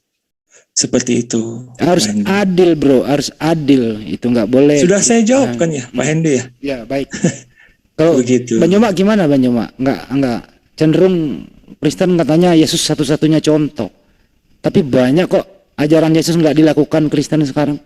Bisa diterangkan Banyuma? Jadi kalau saya berhadapan dengan teman-teman Kristen ya, selain daripada Bang Jono, kalau Bang Jono ini kan sifatnya tidak nyerang ya. Assalamualaikum. Sebentar Bang, waalaikumsalam. Bang Juma lanjut dulu. Apa kabar? Lanjut boleh dulu Bang Juma. Iya boleh, standby dulu ya. Bang Juma lanjut dulu. Ya sedikit Bang, sedikit aja.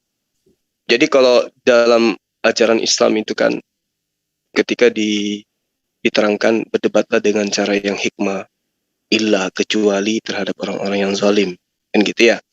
Nah kalau terhadap orang-orang zalim itu saya katakan bahwa kenapa mereka tidak mencontoh kepada Yesus?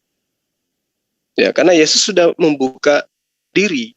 Banyak orang kelak nantinya akan memuji Yesus dengan mulutnya.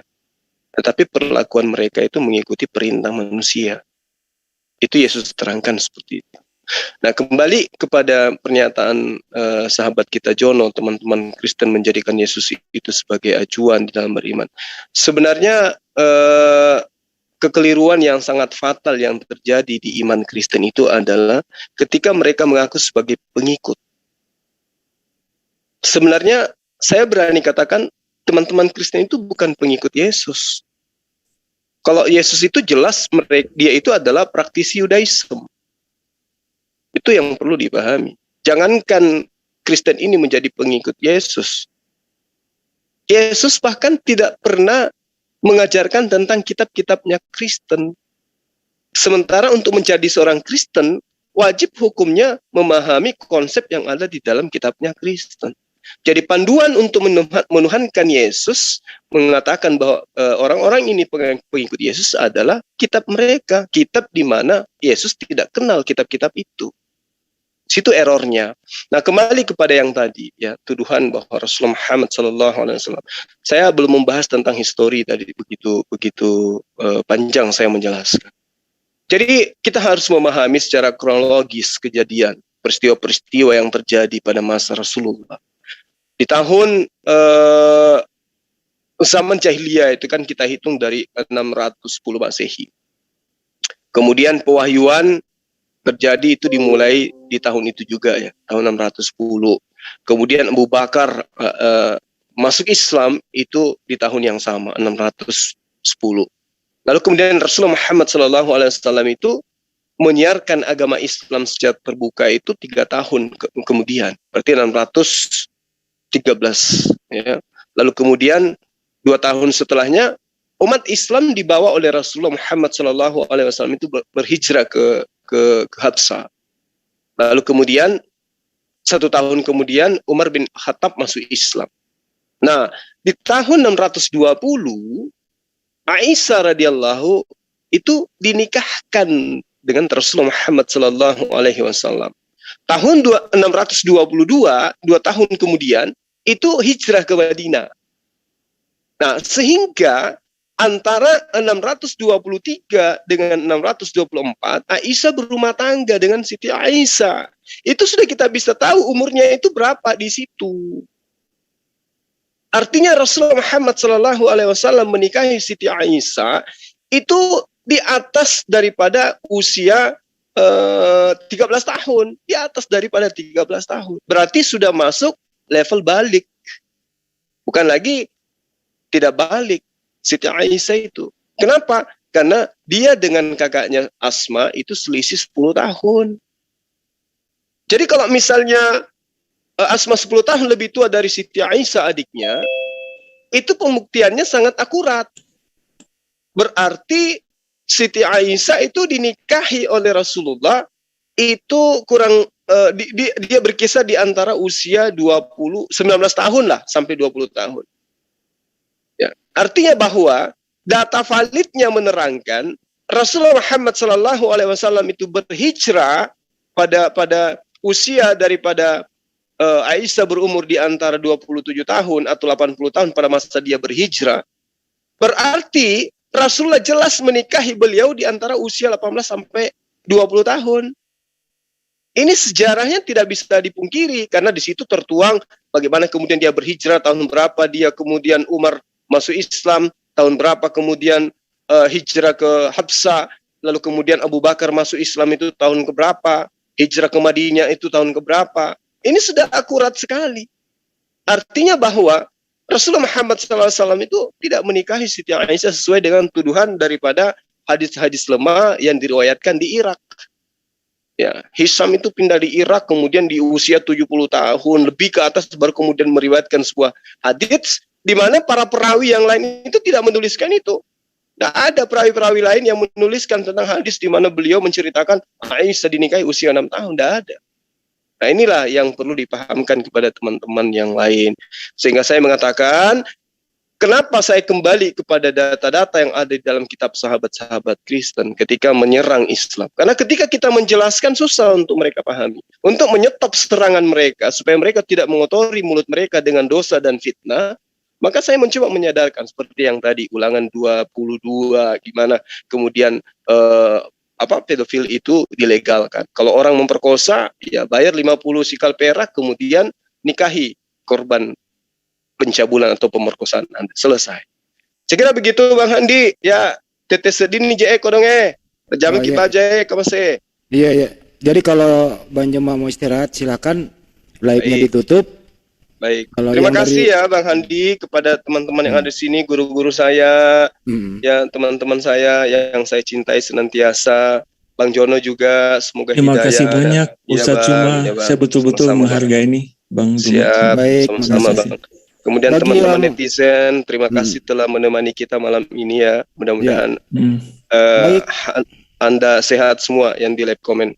Ya, makasih Bang Andi. Assalamualaikum warahmatullahi wabarakatuh. Ya, Salam satu terima Tuhan. kasih Allahu Bang Akbar. Juma Tabe, Bang Juma. Jadi Tabe. bagi yang ada di Julkipli Mabas, di sini masih lanjut, silakan pindah yang terafiliasi dengan JCC, Julfikar Official, Andi Selebes Channel, dan lain-lain, dan Pejuang Tauhid. Yang masih mau lanjut ya, Bang Juma udah closing down di channel beliau. Silakan pindah kemari. Iya. Ya.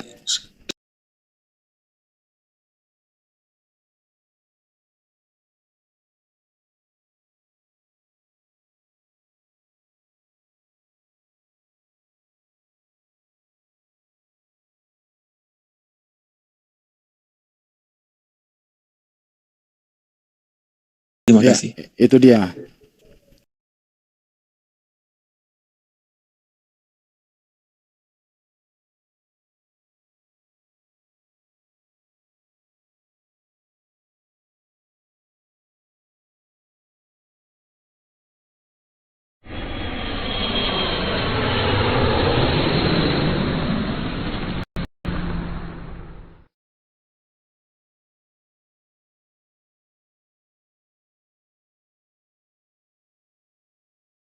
Patokannya itu kita mendinai fitnahan tentang pedofil, itu yang pertama startnya dari Gurunda kan, buktikan kalau itu pedofil, mana korbannya. Ternyata Ibunda Aisyah tidak menjadi korban, bahkan menjadi wanita yang cemerlang, tokoh kedua dalam Islam yang merawikan hadis Nabi setelah Abu Hurairah radhiyallahu anhu. Itu yang pertama. Kedua, yang pertanyaan tentang suri tauladan, ya, seperti di Al-Quran surat Al-Ahzab ayat 21. Di dalam diri Rasulullah Shallallahu Alaihi Wasallam ada suri tauladan. Kalau ini diambil sempit dalam dunia, kok Nabi tapi menikahi gadis belia? Ini udah nggak kita bahas lagi tentang akil balik, sudah jelas ya. Apakah kita boleh mengikuti? Boleh. Cuma perkaranya budaya di zaman Nabi Muhammad dengan budaya kita itu berbeda. Nenek saya menikah tuh umur 11. Anaknya sekitar 9 kalau yang hidup ya, 11 apa 13 yang meninggal. Itu sehat-sehat semua anak-anaknya. Tetapi coba zaman sekarang perempuan menikah 11 tahun pasti dilaporkan ditangkap Kak Seto karena dunianya berbeda. Tetapi mengenai aturannya Islam itu jelas. Jadi kita juga harus mengikuti aturan dari pemerintah, pemimpin negara kita. Mengeluarkan aturan, kita ikuti undang-undang perkawinan. Jadi saya rasa seperti itu. Suri tauladannya jangan sempit, hanya kok Nabi menikahi gadis belia. Padahal banyak sekali suri tauladan Nabi Muhammad yang bisa kita ikuti. Dan tidak semua hak nabi-nabi, utusan-utusan Tuhan bisa dilakukan oleh umatnya. Karena mereka menanggung beban yang sangat berat kepada Allah pengutusnya. Nabi Muhammad dibolehkan menikah memiliki 9 istri, tetapi umatnya hanya 4, maksimal 4 istri. Saya rasa begitu. Untuk suri tauladan jangan dipersempit hanya menikahi. Dan itu pun boleh dalam Islam. Tinggal kita masalahnya hidup bukan di negara Islam. Thank you Bang Andi, standby lagi.